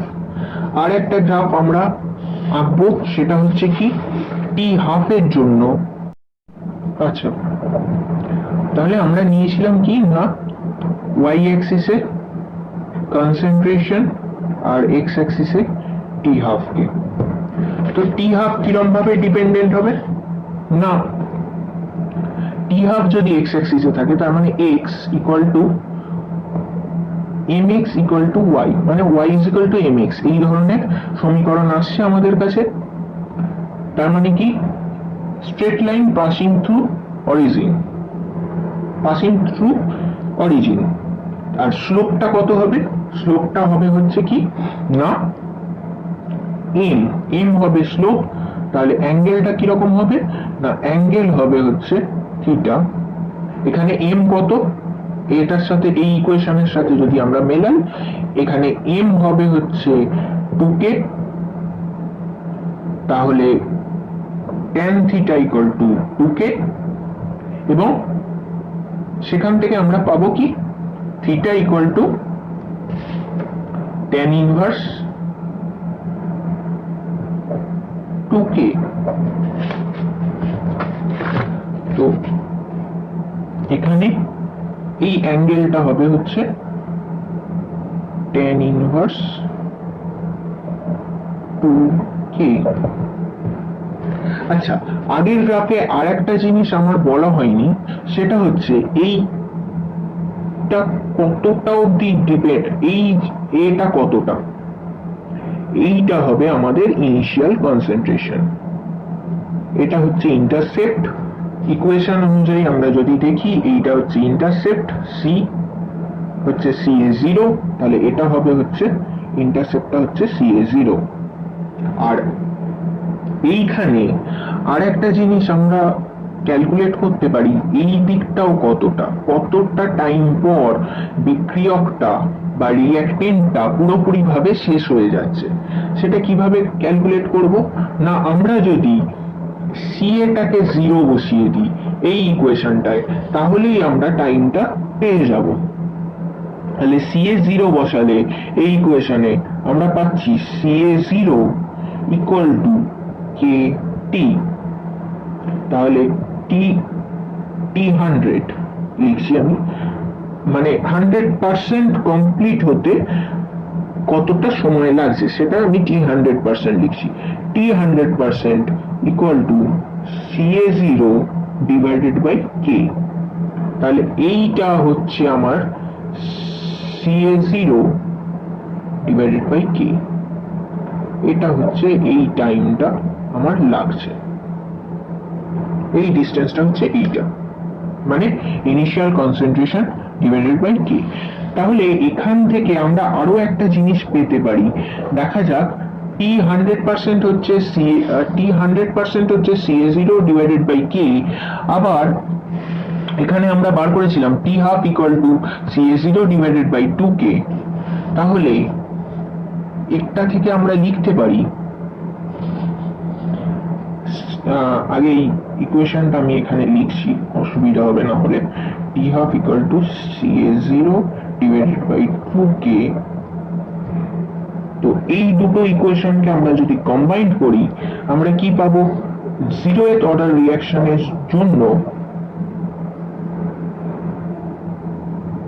T100% equal to 2 into T1/2, মানে হাফ লাইফের দ্বিগুণ সময় লাগবে কোনো একটি বিক্রিয়া শেষ হতে। 0th অর্ডার যদি রিঅ্যাকশন হয়, তার সেই বিক্রিয়াটি সম্পূর্ণ হতে হাফ লাইফের, মানে সোজাগতায় হাফ সম্পূর্ণ হতে যা সময় লাগবে পুরো বিক্রিয়াটি সম্পূর্ণ হতে তার ঠিক দ্বিগুণ সময় লাগবে। এবার আমরা যাব ফার্স্ট অর্ডার রিঅ্যাকশনের জন্য, n equal to 1। First order রিঅ্যাকশনের জন্য কিরকম ভাবে আমাদের সমাকলিত হার্ড সমীকরণ আমরা বার করি না, একইভাবে আমরা একটা রিঅ্যাকশন ধরে নিচ্ছি, A গিভিং প্রোডাক্ট, তাহলে minus R A rate of the reaction কি হবে না ইকুয়াল টু মাইনাস ডি, আমরা এখানে একেবারে কনসেন্ট্রেশনই ধরে নিচ্ছি, DCA DT DCA DT equal to K CA to the power N, তো এন ইকুয়াল টু 1, তাহলে একটা হবে কে সিএ ফার্স্ট অর্ডার রিয়াকশনের জন্য। তো সেটা হলে আমাদের একইভাবে ধরে নিচ্ছি আমরা 0 থেকে টি সময় অবধি আমরা রিয়াকশনটাকে দেখছি, রিয়াকশনটাকে স্টাডি করছি, এবং সেই সময়ের মধ্যে কনসেন্ট্রেশন ফার্স্ট ছিল CA0 এবং টি সময়ে সেই কনসেন্ট্রেশনটা হচ্ছে CA0 হচ্ছে আমাদের ইনিশিয়াল কনসেন্ট্রেশন বা প্রাথমিক গাঢ়ত্ব, এবং CA হচ্ছে আমাদের ফাইনাল কনসেন্ট্রেশন বা শেষ গাঢ়ত্ব, টি সময় পরে গাঢ়ত্ব।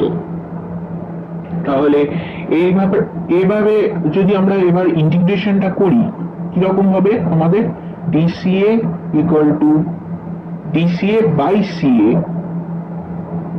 Equal to minus K DT 0 to t limit CA0 to CA। তাহলে আমরা এই ইন্টিগ্রেশনটা করে কি পাবো না, এটা হচ্ছে log e বা ln এটা কি হবে ln CA, তার লিমিটটা থাকছে CA to CA0 CA0 to CA, আর এখানে হবে মাইনাস কেটা টাইমের উপর ডিপেন্ডেন্ট নয়, তাহলে কেটা আমার ইন্টিগ্রেশনের বাইরে চলে আসছে, এবং এখানে পাচ্ছি টি লিমিটটা থাকবে 0 to t। তাহলে এই লিমিটগুলো বসানোর পর আমরা কি পাবো, ln CA minus ln CA0 equal to minus KT, মাইনাসটা আমি এদিকে আনছি, কি পাবো ln CA0 minus ln CA equal to KT। এটাকে যদি আমি একটা এতেই আনি, ln কি হবে ln CA0 divided by CA equal to KT, ঠিক? আচ্ছা, এবার এইটা হচ্ছে আমাদের মেন ফর্মুলা। তাহলে এখান থেকে ফার্স্ট অর্ডার রিঅ্যাকশনের টাইম, রিঅ্যাকশনটার CA কনসেন্ট্রেশনে পৌঁছাতে কতটা টাইম লাগবে না, T ইকুয়াল টু হচ্ছে 1/k ln CA0 by CA। এটা হচ্ছে আমাদের মেন ইকুয়েশন, এটা আমাদের খুব ভালো করে মনে রাখতে হবে। ফার্স্ট অর্ডার রিঅ্যাকশন কিন্তু আমাদের সিলেবাসের main part. First order reaction থেকে সাধারণভাবে ওয়েস্ট বেঙ্গল এতে প্রচুর প্রশ্ন আসে, ওয়েস্ট বেঙ্গলের বোর্ডের প্রচুর প্রশ্ন আসে। ওয়েস্ট বেঙ্গল বোর্ড বা CBSE ICSE সবেরই ফার্স্ট অর্ডার রিঅ্যাকশন থেকেই মেনলি প্রশ্নগুলো আসে। এবার এখানে আমরা যদি আগের এক্সটেন্ট অফ দ্য রিঅ্যাকশনটাকে এখানে যদি আমরা ইনক্লুড করতে চাই, তাহলে আমরা কিভাবে করব না, আমরা কি জানতাম x হচ্ছে এক্সটেন্ট অফ দ্য রিঅ্যাকশন, যেটা কিনা CA0 মাইনাস CA, ঠিক? তাহলে CA ইকুয়াল টু কত হচ্ছে,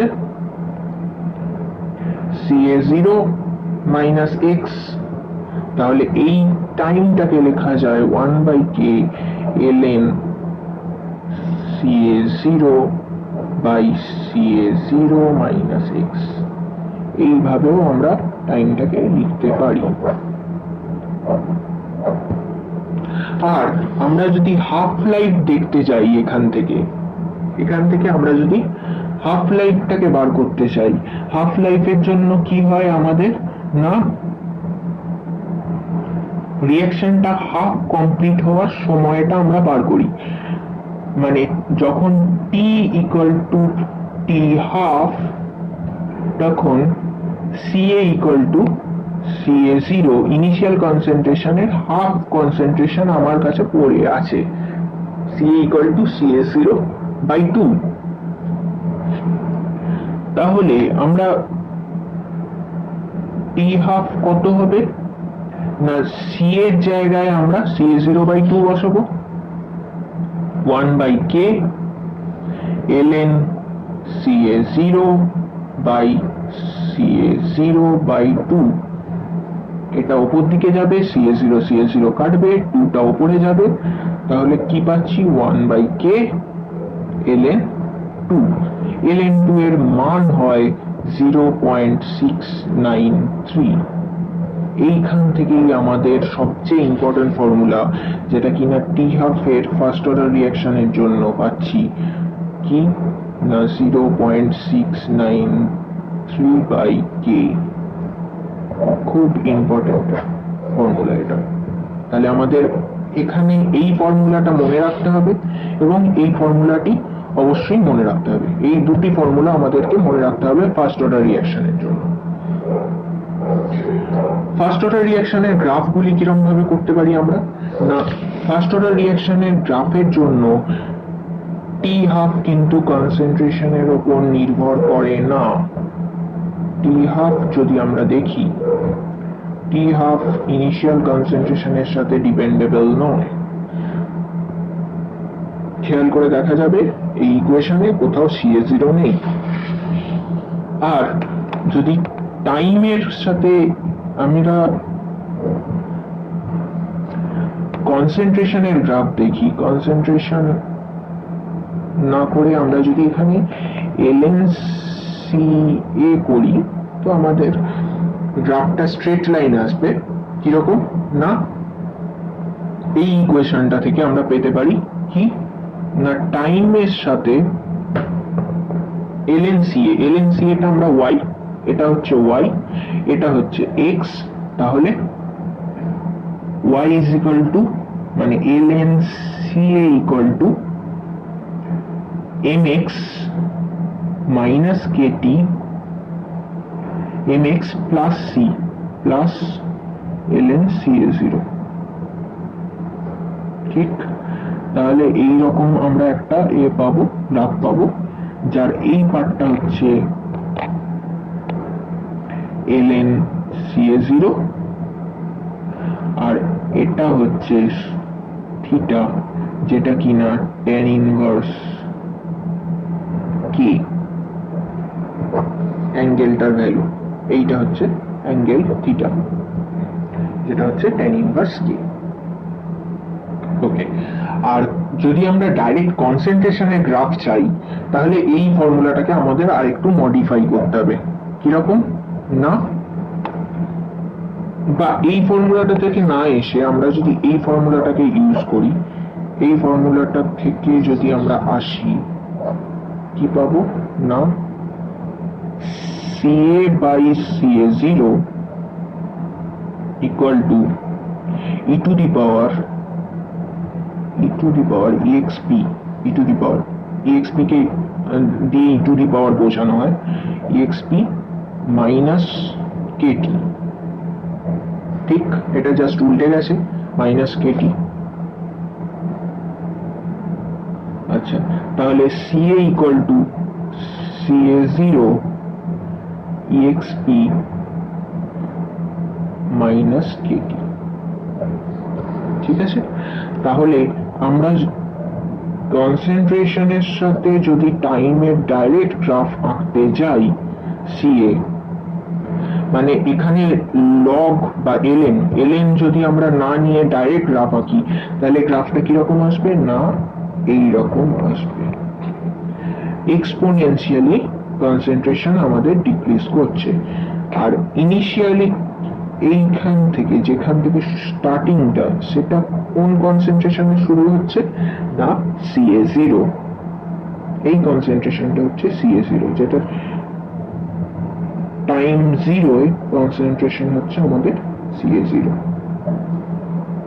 ঠিক আছে, তো এই মোটামুটি ফার্স্ট অর্ডার রিঅ্যাকশনের সব জিনিস। এর মধ্যে আমাদের গ্রাফগুলো একটু মনে রাখতে হবে, গ্রাফগুলোর থেকেও ফর্মুলাগুলো মনে রাখতে হবে। দুটো ফর্মুলা আমাদের মনে রাখতে হবে, মানে অ্যাটলিস্ট ফর্মুলাগুলো কিভাবে ডেরিভেশনটা আসছে সেটা আমাদের অবশ্যই মনে রাখতে হবে। ওকে, তো এরপর আমরা ফার্স্ট অর্ডার রিঅ্যাকশনের পর যেটা করব সেটা হচ্ছে আমরা কোনো সেকেন্ড অর্ডার রিঅ্যাকশন আবার করছি না, তার কারণ সেকেন্ড অর্ডার রিঅ্যাকশনও আমরা সেম ভাবেই পাবো। তার থেকে বরং আমরা আরো একটা রিঅ্যাকশন করছি যেটা একটা nth অর্ডার রিঅ্যাকশনের জন্য, যদি অর্ডার ইকুয়াল টু n হয় তার জন্য আমরা একটা জেনারেলাইজ ফর্মুলা বার করব, যেটা আমাদের যে কোনো কম্পিটিটিভ এক্সামে খুব সহজে আমরা যাতে এই রেট ইকুয়েশন বা টি হাফ লাইফ এগুলো আমরা বার করতে পারি, খুব সহজে যাতে বার করতে পারি সেই কারণে আমরা একটা nth অর্ডারের জন্য করে রাখবো, যে ফর্মুলাটা মনে রাখলে আমাদের সব কটা অর্ডার একসাথে হয়ে যাবে। হ্যাঁ, এখানে মনে রাখতে হবে এটা ফার্স্ট অর্ডারের জন্য অ্যাপ্লাইড নয়, এটা সবকটা অর্ডারের জন্য হবে except n equal to 0 2 3 anything. n যে কোনো কিছুর জন্য হতে পারে বা ফ্র্যাকশনও হতে পারে, 3/2 এনিথিং এর জন্য হবে, বাট এটা n obviously not equal to 1।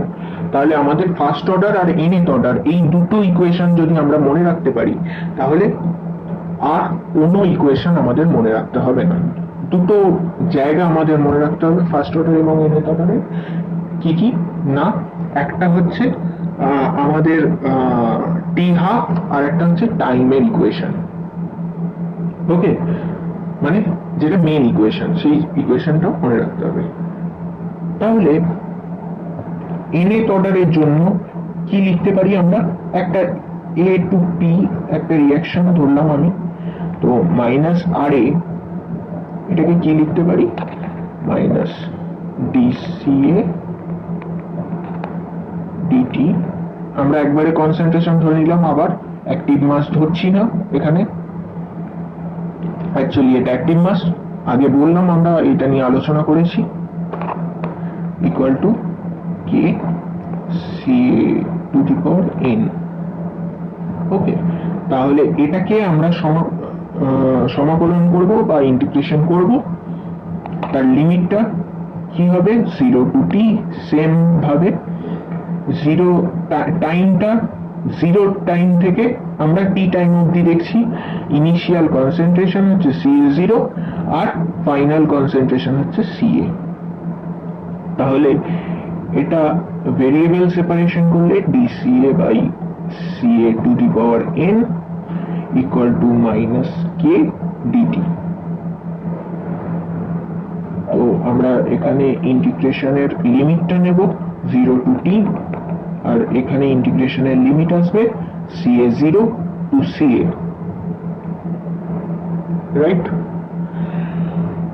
তাহলে এই ইন্টিগ্রেশনটা করলে আমাদের কি আসছে না, এটা খেয়াল করে দেখা ভালো, এটা CA0 to the power n যেহেতু নিচে আসে তাহলে আমরা এটাকে এইভাবে লিখতে পারি integration CA0 to the power minus n dCA CA0 CA equal to minus K dt, কেটা বাইরে চলে আসছে ইন্টিগ্রেশনে 0 to t যেহেতু কনস্ট্যান্ট। আচ্ছা, তাহলে এটার ইন্টিগ্রেশন করলে কি আসবে, আমাদের কি পাবো CA0 to the power minus n plus 1 divided by minus n plus 1 equal to, আচ্ছা লিমিটটা হচ্ছে CA0 equal to minus k t to 0 মানে 0 to t লিমিট। আচ্ছা তাহলে এখান থেকে পাচ্ছি কি না, সরি এটা CA হবে। আচ্ছা তাহলে এখান থেকে কি পাচ্ছি, CA0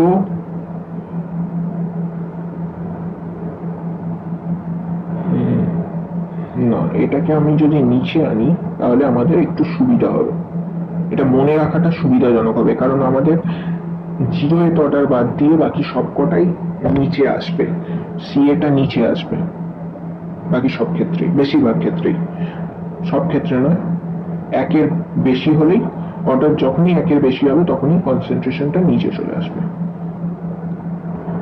তো কিরকম আসছে না,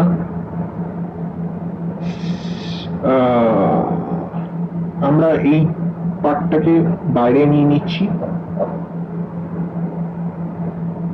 1 বাই এটাকে লিখছি n-1, এই নেগেটিভ সাইনটাকে আমরা কেটে দিচ্ছি n-1 করে। আচ্ছা এরপর কি আসছে না, 1 by CA to the power n-1 minus 1 by CA0 to the power n-1 equal to KT। এই নেগেটিভ সাইনটাকে আমরা অলরেডি এখানে করে নিয়েছি, ইনক্লুড করে নিয়েছি। তাহলে টাইমের ইকুয়েশন আমাদের কি আসছে, equal to 1 by k into n-1 into 1 by CA to the power n-1 minus 1 by CA0 to the power n-1। তো এটা আমার মেন টাইমের ইকুয়েশন। তো এই ইকুয়েশনটা আমার সঠিক এলো কিনা সেটা যাচাই করার একটা উপায় আছে, যদি আমরা এতে 0th অর্ডারটা পুট করি, n equal to 0 পুট করি, যদি আমাদের 0th অর্ডার আসে তাহলেই আমরা বুঝতে পারবো যে এই ইকুয়েশনটা সঠিক এসছে, না হলে এটা ভুল, কোনো জায়গায় আমাদের ক্যালকুলেশনের এরর হয়েছে। কিরকম না, যদি if n equal to 0 হয়, হ্যাঁ এখানে আমি আরো একটা জিনিস বলেছিলাম, n not equal না, খেয়াল করে দেখা যেতে পারে যদি আমরা n equal to 1 বসিয়ে দিই এখানে, তাহলে t is equal to infinite চলে আসবে। তো এই ইকুয়েশনটা সব অর্ডারের জন্য ব্যবহৃত হতে পারে, শুধুমাত্র এখানে খেয়াল রাখতে হবে n not equal to 1, এটা খুব খুব খুব ইম্পর্টেন্ট একটা জিনিস। তো n equal to যদি আমরা 0 ধরি, t equal to কত হবে না, এখানে 0, তাহলে এটা হচ্ছে -1 minus 1 by k, এটা 0, তাহলে এখানে আসছে CA, মানে এটা অ্যাকচুয়ালি আসছে 1 by CA to the power -1, তো সেটা মানে CA মাইনাস এটা হচ্ছে সিমিলার ভাবে CA0। তো এই মাইনাসটাকে যদি আমি ভেতরে নিয়ে আসি, কি আসছে না 1 by k CA0 minus CA। তো এটা আমাদের 0th অর্ডারের যে ইকুয়েশনটা এসেছিল তার সাথে সেম আসছে, মিলিয়ে দেখে নেওয়া যাক। আমাদের যে ইকুয়েশনটি এসেছিল 0th অর্ডারের জন্য, না t equal to CA0 minus CA divided by k, t equal to CA0 minus CA divided by k। তাহলে এই ইকুয়েশনটি সেম আসছে, তার মানে আমাদের কোনো রকম ক্যালকুলেশন এরর হয়নি। এটা আমাদের মেন ফর্মুলা, সেটা আমাদেরকে মনে রাখতে হবে। এবং এটা ছাড়াও আমরা যদি এর টি হাফটা বার করে রাখি, সেখান থেকে আমরা অনেক অঙ্ক কমন পেতে পারি। যেমন আমরা এখান থেকে যদি আমরা টি হাফ বার করতে চাই, যখন t equal to T half মানে হাফ লাইফের সময় কি আমরা জেনেছিলাম না, কনসেন্ট্রেশনটা ইনিশিয়াল কনসেন্ট্রেশনের হাফ হয়ে যায় CA0 divided by 2। Half initial কনসেন্ট্রেশনের হাফ কনসেন্ট্রেশন যখন পড়ে থাকে সেই সময়টাকে টি হাফ লাইফ বলে, সেই সময়টাকে। তো T equal to T half যখন CA equal to CA0 by 2, এটা আমার এই ইকুয়েশনে বসিয়ে দেবো। তাহলে টি হাফ ইকুয়াল টু কত আসছে, 1 বাই k n মাইনাস 1। এটা কি হবে, এটা হয়ে যাবে আমাদের 2 by CA0 to the power n minus 1। Actually এখানটায় হচ্ছে CA0 by 2 whole to the power n minus 1, তো সেটা আমি উল্টে দিয়েছি, 2 by CA0 to the power n minus 1 minus 1 by CA0 to the power n minus 1। তো এটাকে আমরা যদি সিম্পলিফাই করি কি আসছে না, 1 by k n minus 1 into 2 to the power n minus 1 divided by CA0 to the power n minus 1। তো এইটা একটা প্রচন্ড ইম্পর্টেন্ট ইকুয়েশন। এই ইকুয়েশন থেকে প্রচুর অঙ্ক আসে যে কোনো কম্পিটিটিভ এক্সামে, সেটা জয়েন্ট হোক বা জেই হোক বা AIEEE হোক, জেই মেন হোক, সব ধরনের এতে এই ইকুয়েশন থেকে কোশ্চেন আসে। আমাদের এই ইকুয়েশনের পুরো ফর্মুলাটা যদি আমরা মনে রাখতে পারি খুবই ভালো। যদি পুরো ফর্মুলাটা মনে নাও রাখতে পারি, আমাদের এই পার্টটা কনসেন্ট্রেশনের ইনিশিয়াল কনসেন্ট্রেশনের সাথে টি হাফের ডিপেন্ডেন্স, এটা অবশ্যই মনে রাখতে হবে, যেটা কিনা হচ্ছে t half varies as CA0 to the power 1 minus n minus 1 ছিল নিচে, এটা উল্টে গেল 1 মাইনাস n। এই ফর্মুলাটা আমাদের অবশ্যই মনে রাখতে হবে, কারণ এই ধরনের থেকে প্রচুর অঙ্ক আসে। আমরা যদি ইনিশিয়াল কনসেন্ট্রেশন দ্বিগুণ করে দিই, আমার টাইম কনস্ট্যান্ট হাফ হয়ে যাচ্ছে, তাহলে অর্ডার কত অর্ডারের রিঅ্যাকশন সেটা। এই ধরনের অঙ্ক আমরা প্রচুর দেখে থাকি, সেটা আমরা একটা দেখাচ্ছি। যদি ইনিশিয়াল কনসেন্ট্রেশন আমরা যা ছিল প্রথমে তার থেকে দ্বিগুণ করে দিই, যেটা বললাম, আমার টি হাফ মানে আগে যেটা টি হাফ ছিল সেটা দেখা যাচ্ছে যদি হাফ হয়ে যাচ্ছে। এটা এক্সপেরিমেন্টালি দেখা যাচ্ছে কি না, যদি ইনিশিয়াল কনসেন্ট্রেশনটাকে আমরা দ্বিগুণ করে দিই, তাহলে হাফ লাইফ যেটা মানে হাফ কনসেন্ট্রেশনে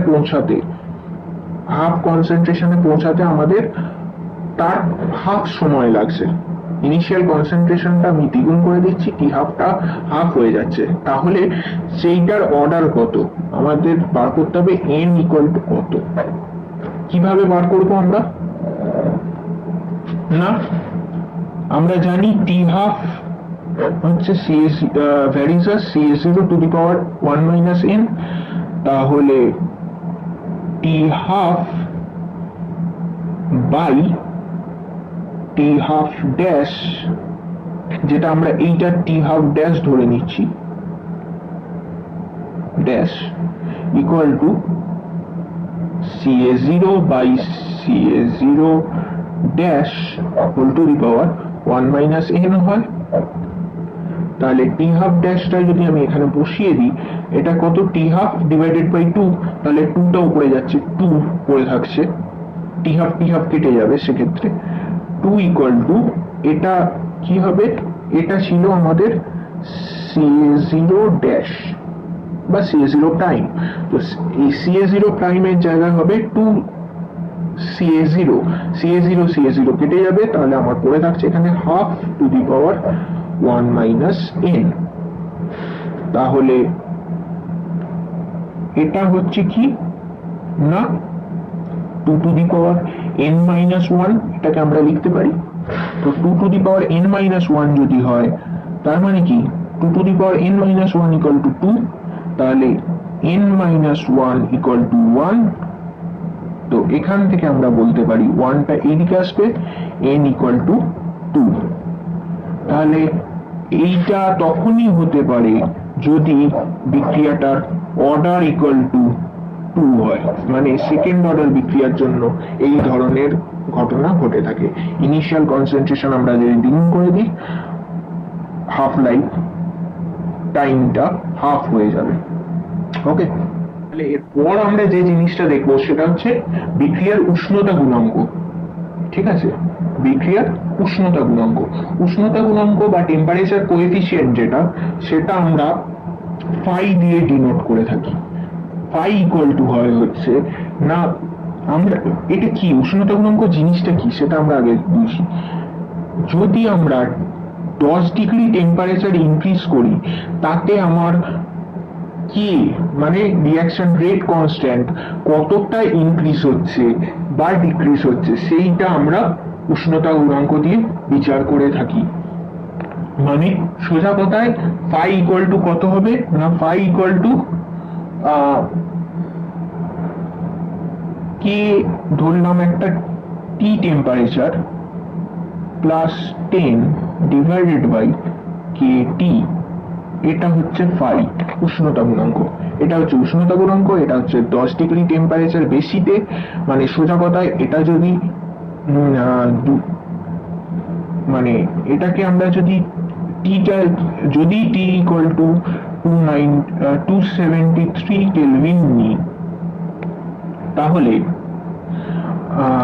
কে ইকুয়াল টু, এটা ফাই ইকুয়াল টু হবে হচ্ছে কে 283 ডিভাইডেড বাই কে 273, এটা হচ্ছে ফাই উষ্ণতা বিক্রিয়ার উষ্ণতা গুণাঙ্ক।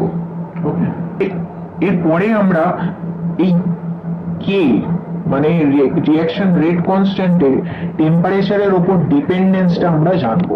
টেম্পারেচারের উপর ডিপেন্ডেন্স বলার জন্য আমরা প্রথমেই বলেছিলাম আমরা 3টে ল আছে কে টেম্পারেচার ডিপেন্ডেন্সের উপর, 3খানা ল আছে। কি কি না, ফার্স্ট যেটা হচ্ছে আরহেনিয়াস ল। ঠিক আছে, আরহেনিয়াস ল, AR actually ARR HENIUS, Arrhenius law বা Arrhenius equation। Arrhenius equation কি না, Arrhenius equation অনুযায়ী কেটা কিভাবে ডিপেন্ডেবল টেম্পারেচারের উপর না, K equal to A into e to the power minus EA by RT, বা এটা অনেকে কে ইকুয়াল টু K0 লেখে। K0 একই জিনিস, e টু দি পাওয়ার মানে EXP লেখা যায় EA বাই RT। এখানে কোনটা কি সেটা আমাদের জানতে হবে। কে হচ্ছে বিক্রিয়ার হার ধ্রুবক, সেটা আমরা প্রথম থেকে জেনে আসছি। এখানে A বা K0 এটা কিন্তু সবাই ভুল করে, এটা কিন্তু কোনোভাবে আরহেনিয়াস কনস্ট্যান্ট নয়, এটা আমাদের খুব ভালোভাবে মনে রাখতে হবে। এটা হচ্ছে ফ্রিকোয়েন্সি ফ্যাক্টর,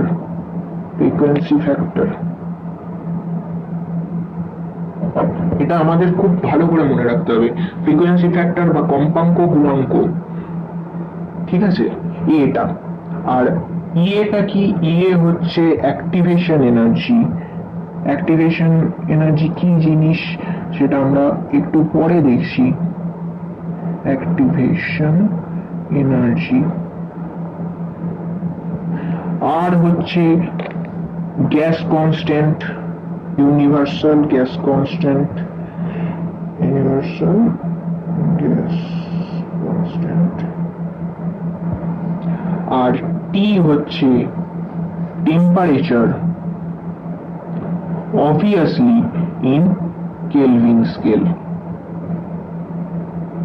এটা অবশ্যই কেলভিন স্কেলে নিতে হবে, না হলে কিন্তু আমাদের কে এর ভ্যালুটা ভুল আসবে।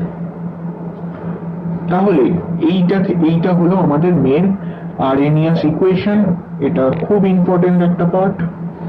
তো এটা থেকে আমরা কিভাবে আরেকটা বার করতে পারি না, এটা যদি কোনো একটি বিক্রিয়ার জন্য দুটো টেম্পারেচারে, একটা T1 আর একটা T2 ধরলাম, দুটো টেম্পারেচারে আমার বিক্রিয়ার কেটা একটা টেম্পারেচারে জানা আছে, তাহলে আরেকটা টেম্পারেচারে কেটা আমরা বার করবো কি করে? মানে রিঅ্যাকশন রেট কনস্ট্যান্টটা আরেকটা টেম্পারেচারে কিভাবে বার করবো? না, তার জন্য আমরা যদি দু সাইডে ln নিই, মানে log E নিই, তাহলে ln k equal to ln A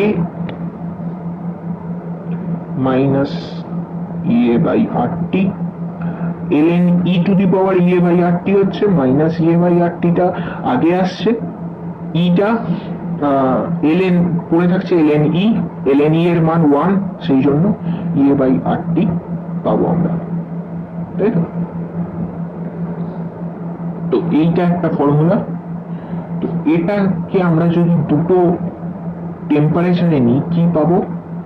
ln k1 equal to ln A minus EA by R T1,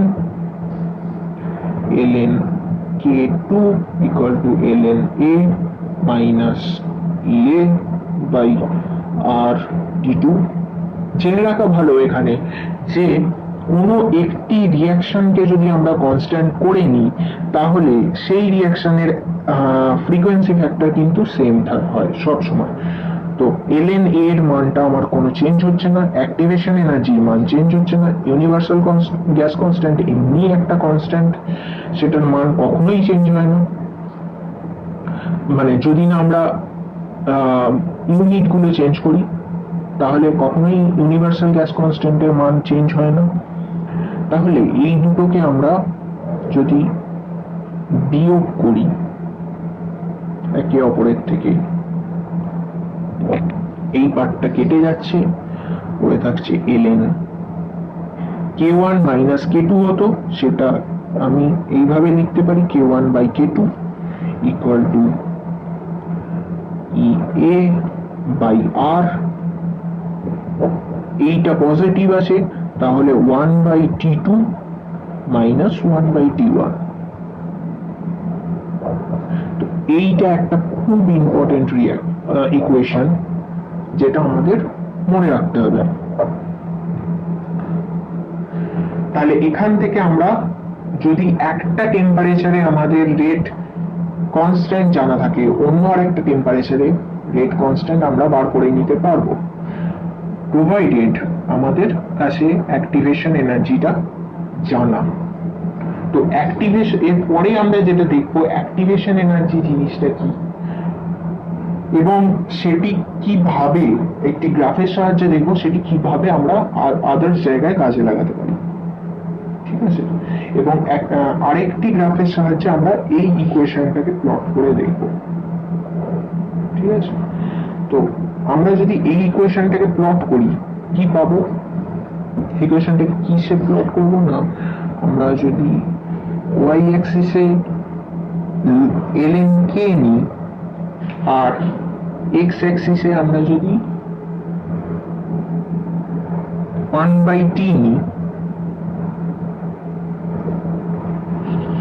x অ্যাক্সিসে যদি আমরা 1 বাই t নিই তাহলে কি পাবো?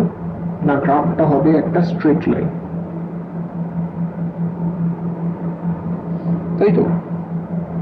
কেন না এটা ln k এটা y is equal to mx plus c, এই টাইপের গ্রাফ এটা, তাই তো? তাহলে এখানে m টা কত? m টা হচ্ছে আমাদের স্লোপ, m টা কত 1/t যদি বাদ দিই বাকি পার্টটা হবে আমার m equal to minus a/r। তাহলে এইখান থেকে আমরা অ্যাক্টিভেশন এনার্জি বার করতে পারি, কোনো একটা রিঅ্যাকশনের অ্যাক্টিভেশন এনার্জি আমরা এখান থেকে বার করতে পারি।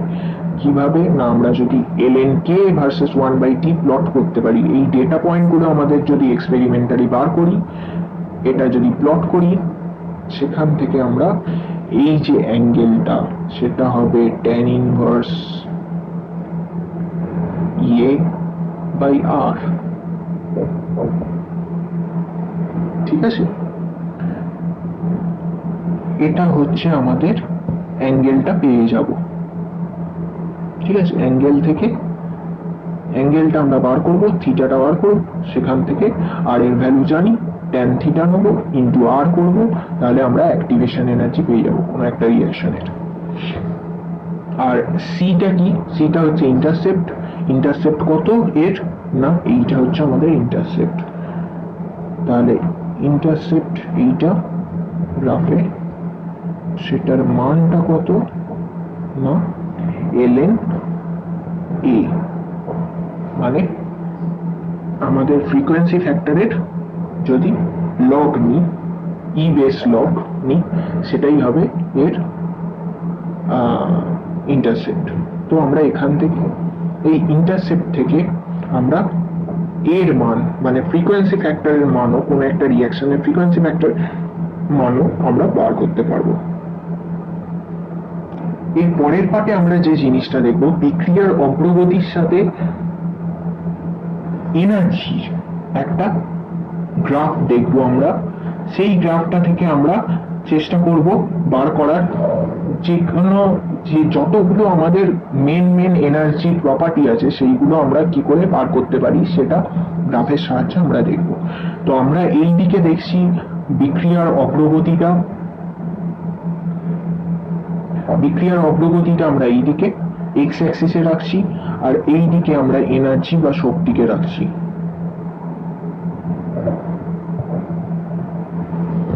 যদি এরকম করি তাহলে আমরা দেখব দু ধরনের আমরা রিঅ্যাকশন দেখতে পাই।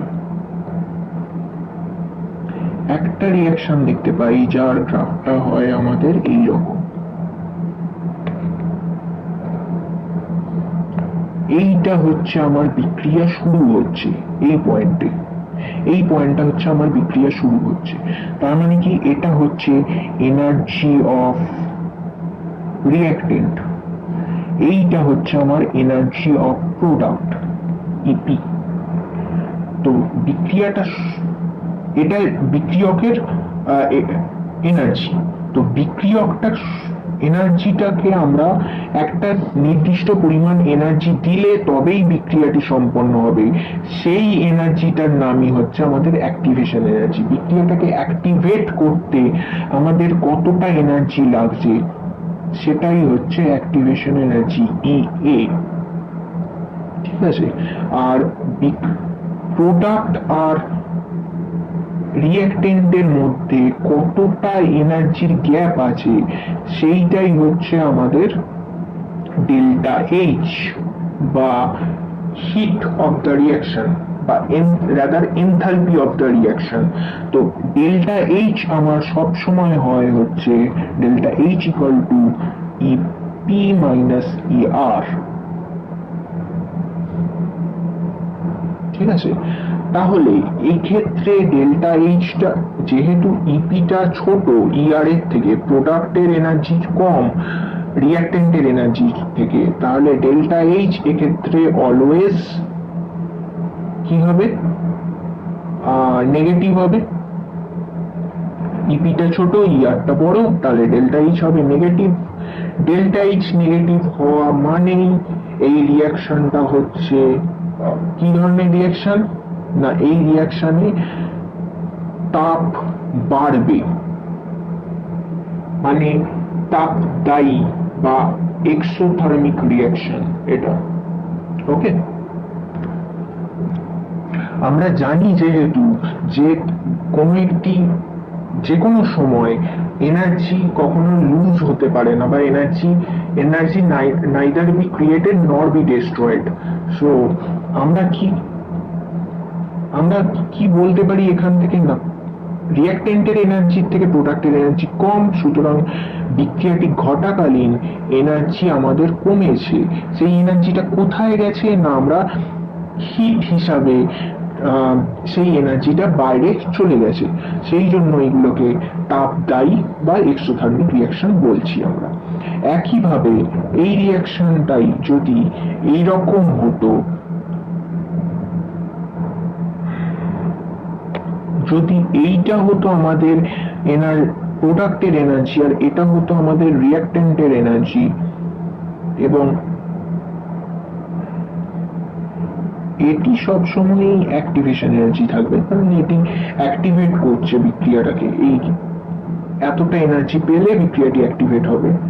তাহলে এবং একইভাবে ডেল্টা এইচ হবে ইপি মাইনাস ইআর। তো সেকেন্ড ক্ষেত্রে, এটা ফার্স্ট ক্ষেত্রে, সেকেন্ড ক্ষেত্রে ডেল্টা এইচটা সবসময় পজিটিভ হচ্ছে। তো ডেল্টা এইচ পজিটিভ হওয়া মানে এটা হচ্ছে ডেল্টা এইচ গ্রাফে, ডেল্টা এইচ পজিটিভ হওয়া মানে এটা সব সময় তাপ নিয়ে নিচ্ছে, বিক্রিয়ার পাত্র থেকে তাপ নিয়ে নিচ্ছে, বা বিক্রিয়া চলাকালীন অন্য কোনো সারাউন্ডিং থেকে তাপ নিয়ে নিচ্ছে। তাহলে এটা হবে একটি এন্ডোথার্মিক রিঅ্যাকশন। এটা একটি এক্সোথার্মিক রিঅ্যাকশনের গ্রাফ এবং এটি একটি এন্ডোথার্মিক রিঅ্যাকশনের গ্রাফ বা তাপগ্রাহী বিক্রিয়ার গ্রাফ। এরপর আমরা বাকি যে দুটি তত্ত্ব ছিল আমাদের টেম্পারেচার ডিপেন্ডেন্সের, সেই দুটো সম্পর্কে অল্প করে জানবো, কারণ এই দুটি আমাদের সিলেবাসের বাইরে অ্যাকচুয়ালি দেখতে গেলে। ফার্স্ট যেটা ছিল কলিশন থিওরি। কলিশন থিওরি কি বলছে? কলিশন থিওরি বলছে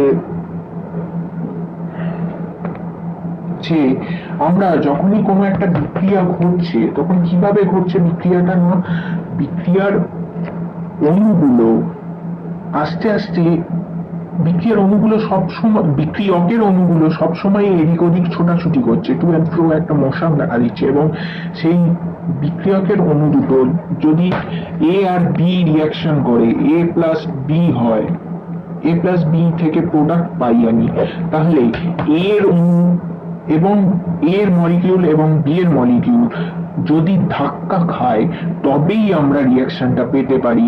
এবং ধাক্কার মধ্যেও একটি জিনিস আছে যেটাকে বলে এফেক্টিভ কলিশন।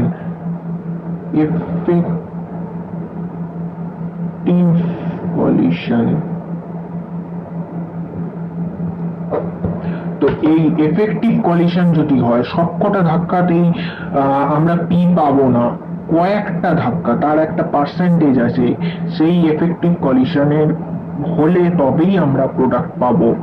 তো এটা হচ্ছে আমরা কলিশন থিওরি দিয়ে দেখছি। কলিশন থিওরি এইটার ব্যাখ্যা করছে। এই কলিশন থিওরি অনুযায়ী কে যেটা হয়, সেই রিঅ্যাকশন রেট কনস্ট্যান্টটা ডাইরেক্টলি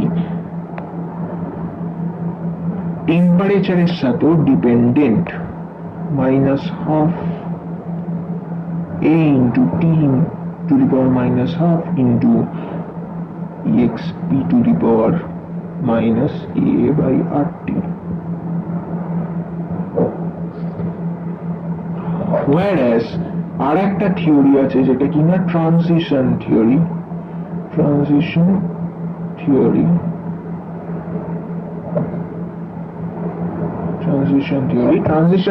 অনুযায়ী আমরা কি, ট্রানজিশন থিওরি আমরা সাধারণত অর্গানিক রিঅ্যাকশন গুলোর ক্ষেত্রে দেখে থাকি। যখন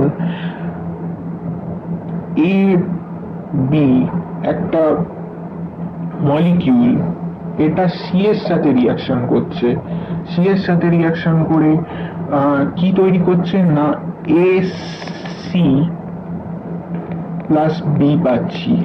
এই রিয়াকশনটা কিভাবে হয়, ট্রানজিশন থিওরি অনুযায়ী এই রিয়াকশনটায় এ বি যে রিয়াকশন করছে সেই সময় আস্তে আস্তে এ আর বি এর মধ্যে বন্ডটা আস্তে আস্তে শিথিল হতে থাকে। ফার্স্ট এ বি, এই বন্ডটা এ বি প্লাস সি দিলে এ বি এর বন্ডটা আস্তে আস্তে শিথিল হতে থাকে এবং সিএস, সরি এখানে এটা এই মাঝখানে দিতে হবে আমাকে, সরি, বি বন্ড মানে এই এর সাথে বন্ডটা বি এর আস্তে আস্তে শিথিল হচ্ছে এবং সি এর সাথে আস্তে আস্তে বন্ড তৈরি হচ্ছে। এটা ট্রানজিশন পিরিয়ড। ট্রানজিশন পিরিয়ডে এই ঘটনাটি ঘটছে এবং এরপর যেটা হচ্ছে না, এর সাথে সি এর সাথে বন্ডটা ক্রমশ স্ট্রং হচ্ছে এবং বি এর সাথে বন্ডটা ক্রমশ উইক হতে থাকছে, হয়ে আমরা বিটা আলাদা একটা প্রোডাক্ট পাচ্ছি, প্লাস এর সাথে সি এর একটা বন্ড, স্ট্রং বন্ড তৈরি হচ্ছে। তো এইটা হচ্ছে আমাদের mainly transition theory. Transition theory অনুযায়ী কি রিঅ্যাকশন রেট কনস্ট্যান্ট হয় হচ্ছে A T to the power minus 1 X E to the power minus A by R T. এটা হচ্ছে কে। এগুলো তিনটে তিন রকম ফর্মুলা, কোনটা কোথায় কাজে লাগবে সেটা আমাদের অ্যাকচুয়াল প্র্যাকটিক্যালি দেখতে হয়। এবং সাধারণভাবে আমাদের সিলেবাসের জন্য, আমাদের +2 কোর্সের জন্য আমরা আরহেনিয়াস থিওরিটাই আমরা ধরে নিয়ে থাকি। আরহেনিয়াস লটাই আমাদের জন্য এনাফ, যেটা কিনা বলছে K equal to A E to the power minus A by R T. আমরা যদি এই লটা মনে রাখি, এই ফর্মুলাটা মনে রাখি, এটাই আমাদের জন্য এনাফ। এটা আমাদের কিন্তু অবশ্যই মনে রাখতে হবে। ঠিক আছে, থ্যাংক ইউ। আশা করি ভালো লাগলো। এই সাবজেক্টটা আরো কিছু যদি কোনো রকম ডাউট থাকে তোমাদের, তাহলে অবশ্যই কমেন্ট করো।